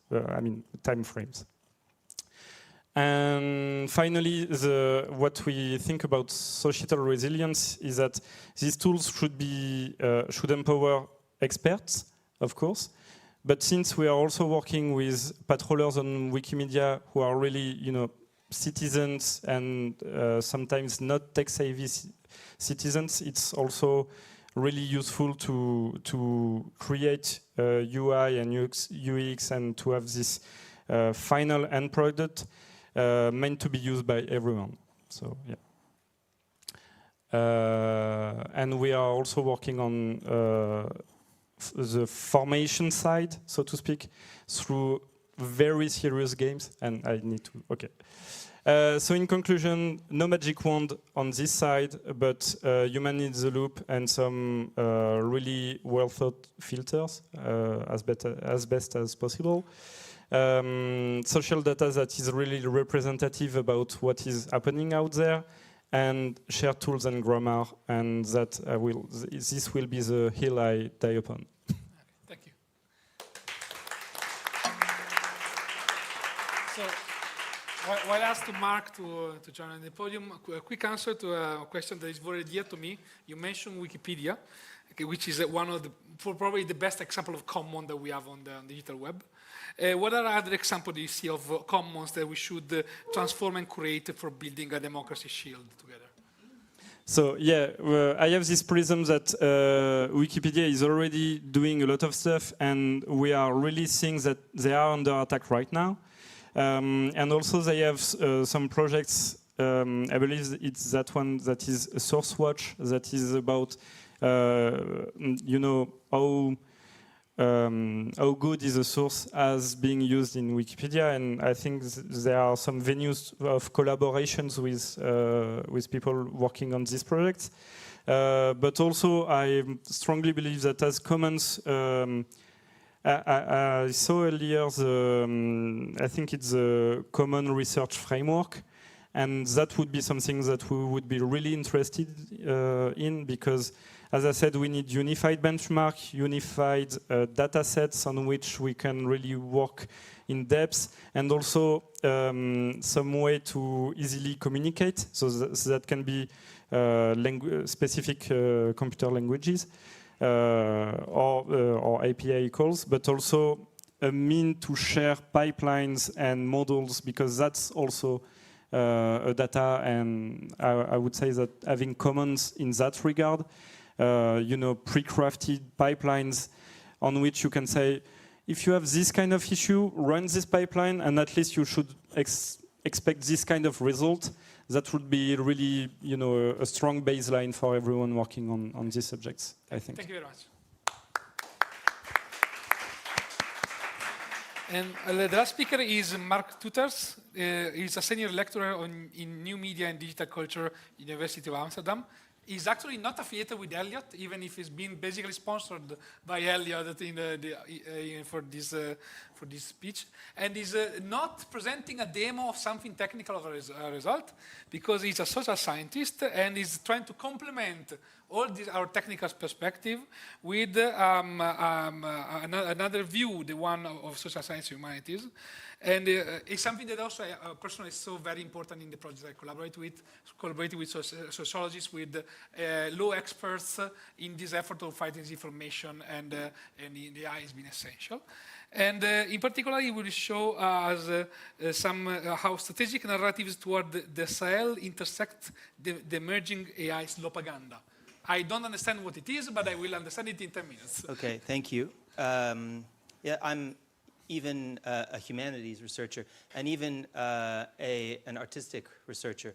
And I think that my expertise that overlaps with, as I was listening to the presentations, I can speak a little tiny bit about that. Since the full-scale invasion of Russian full-scale invasion of Ukraine, I've been working on Russian disinformation, and I'm quite interested in the sort of gray area there. So I actually recently curated an exhibition with the title "Ambient Propaganda." This was the sticker that the gallery made, and that's a picture of an artwork that I made that fit into that. And the idea of this ambient propaganda was that the concept of propaganda, it occurred to me, I actually wrote a scientific paper about this before doing it as curation, that the concept of propaganda, all of the definitions that I found always required intent. And so I started this paper by looking at these kids on TikTok who were, in the early days of the full-scale invasion, before Russian TikTok was deplatformed, they were doing this Z hand signal. Perhaps you remember that. And this was this very interesting phenomenon. People were calling it the new swastika, but it was a strange signifier because it doesn't exist in the Cyrillic alphabet. It doesn't have a sort of an actual meaning. It was this kind of floating signifier, and it was being performed on TikTok by these especially these young women who were sort of doing TikTok aesthetics, syncing their body to the algorithm and to the vibes of the platform. I didn't have the impression that they were really propagandists in an intentional way. But at some point, you could see that these sort of signals were picked up by the defense agency, and then they started using this in their branding for the war. And it wasn't really clear where it began and who was sort of behind it. And so for me, this is where I felt that there needed to be some sort of conceptual innovation around this idea of ambient propaganda. So I've also done work on fake fact-checking in the Russian full-scale invasion. So people who have used, there was a channel on Telegram that I wrote a paper about called War on Fakes, where they would use all of this, the aesthetics of participatory media and fact-checking to create sort of noise that would obscure the work of actual fact-checkers. So, as I say, I'm interested in the gray zone. And this is, in my opinion, there's this kind of, there is, of course, still plenty of disinformation and FEMI, but there's also this kind of this new type of phenomenon that sort of slips between the cracks and isn't really, I think, addressed by, or gets around the regulations of DSA and AI Act, and this is what I want to talk to you guys about today. And I'm just going to give you one single small example. And in order to get there, I want to talk a little bit first about some of the work that I've done around the official Russian strategic narratives that they have developed. We all know the strategic narratives around the invasion of Ukraine, but there are sort of quite a number. And one of them that I found particularly interesting was the kind of what I would maybe call the co-optation of language of basically kind of post-colonial academic language, words like anti-imperialism, anti-colonialism, a lot of talk about stuff like that. Something that is referred to sometimes as a conspiracy theory, the golden billion. These are words that are used in official Kremlin diplomatic channels. I have collected that. I wrote a paper about that in Nature called From Denazification to the Golden Billion. And one of the, what I want to focus on in particular is this narrative around that is sort of picked up and has quite some sort of resonance in the Sahel. And I have found this to be the case also in analyzing how some of these official Kremlin messages have been engaged with. And so this is the official narrative, but then there's also this sort of vernacular version where you have all of these Kremlin channels that are kind of either unaffiliated or very loosely affiliated with the Kremlin, like, for example, this one, Afro-Pushkin, which is just a great kind of cynical use of Pushkin's,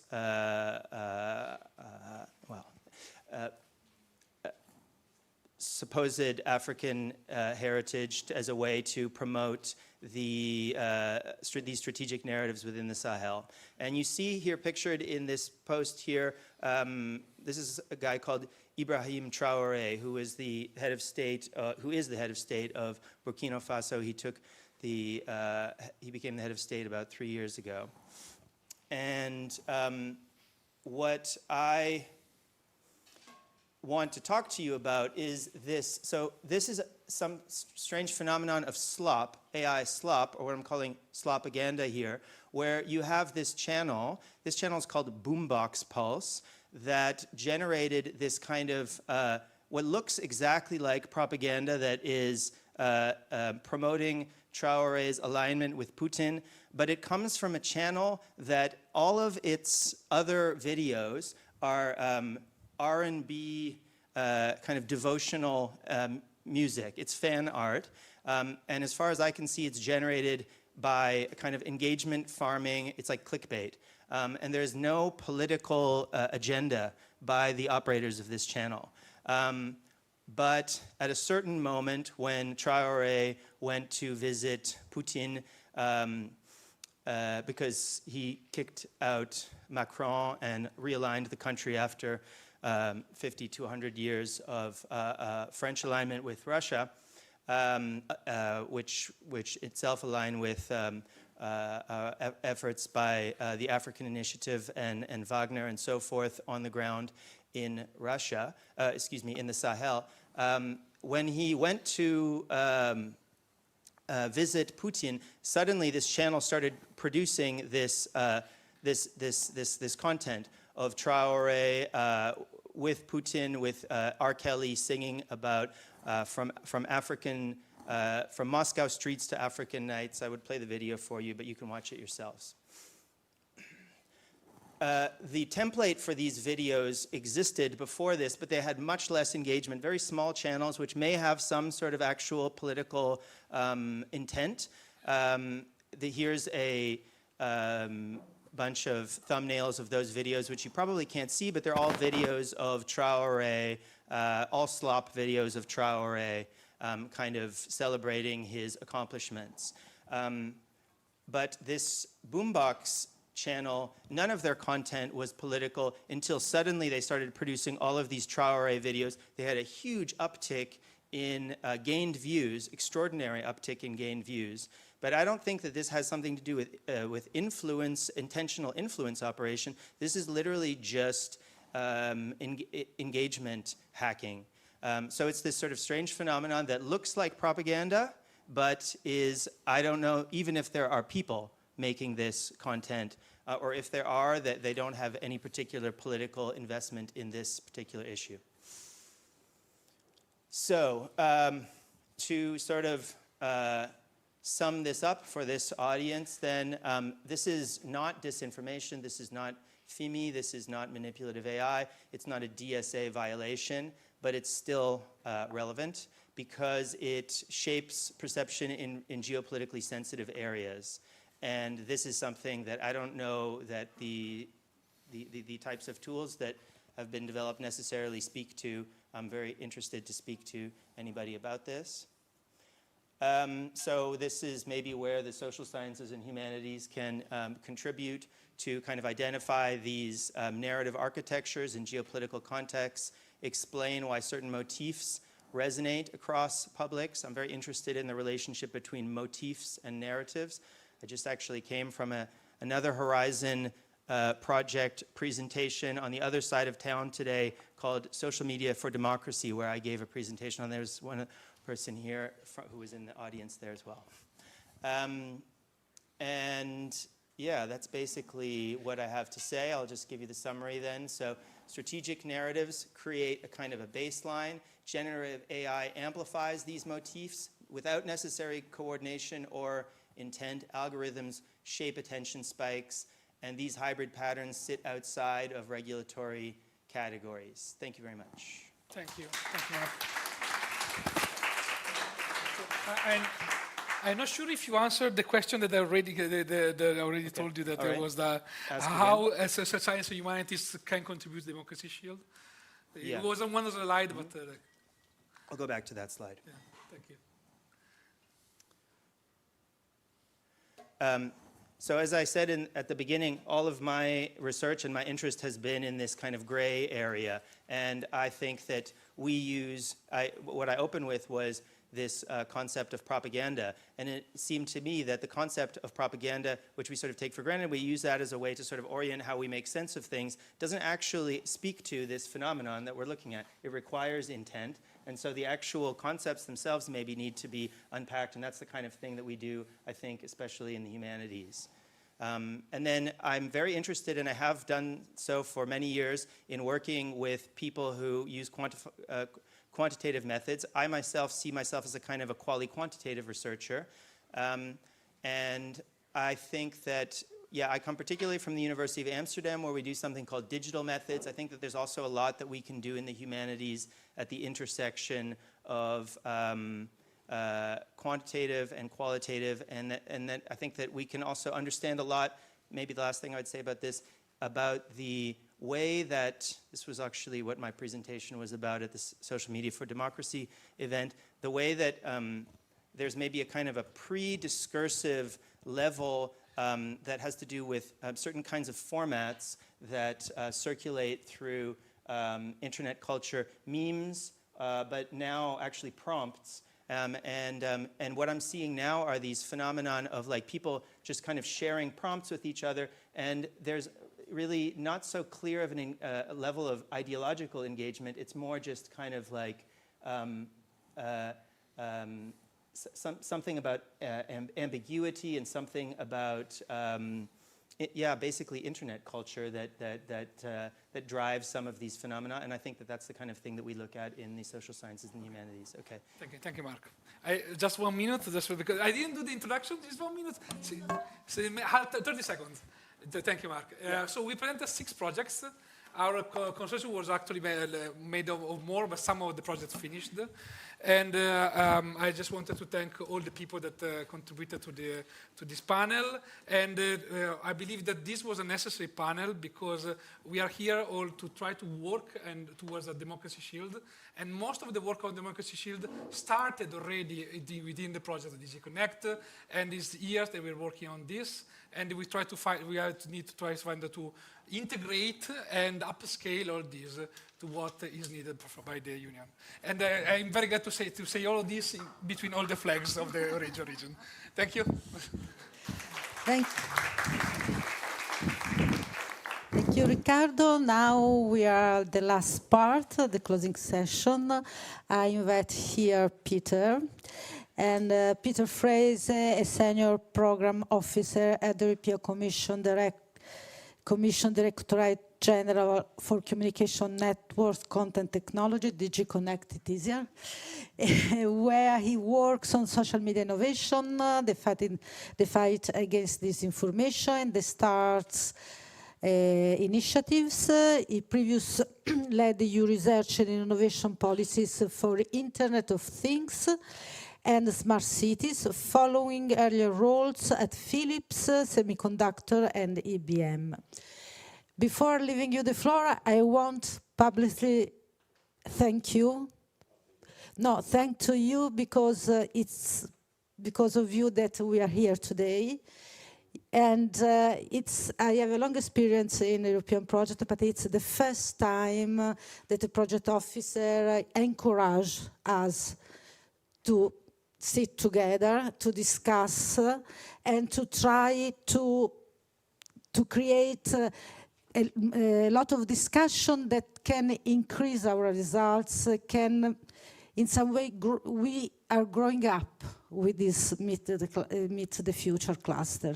So thanks a lot.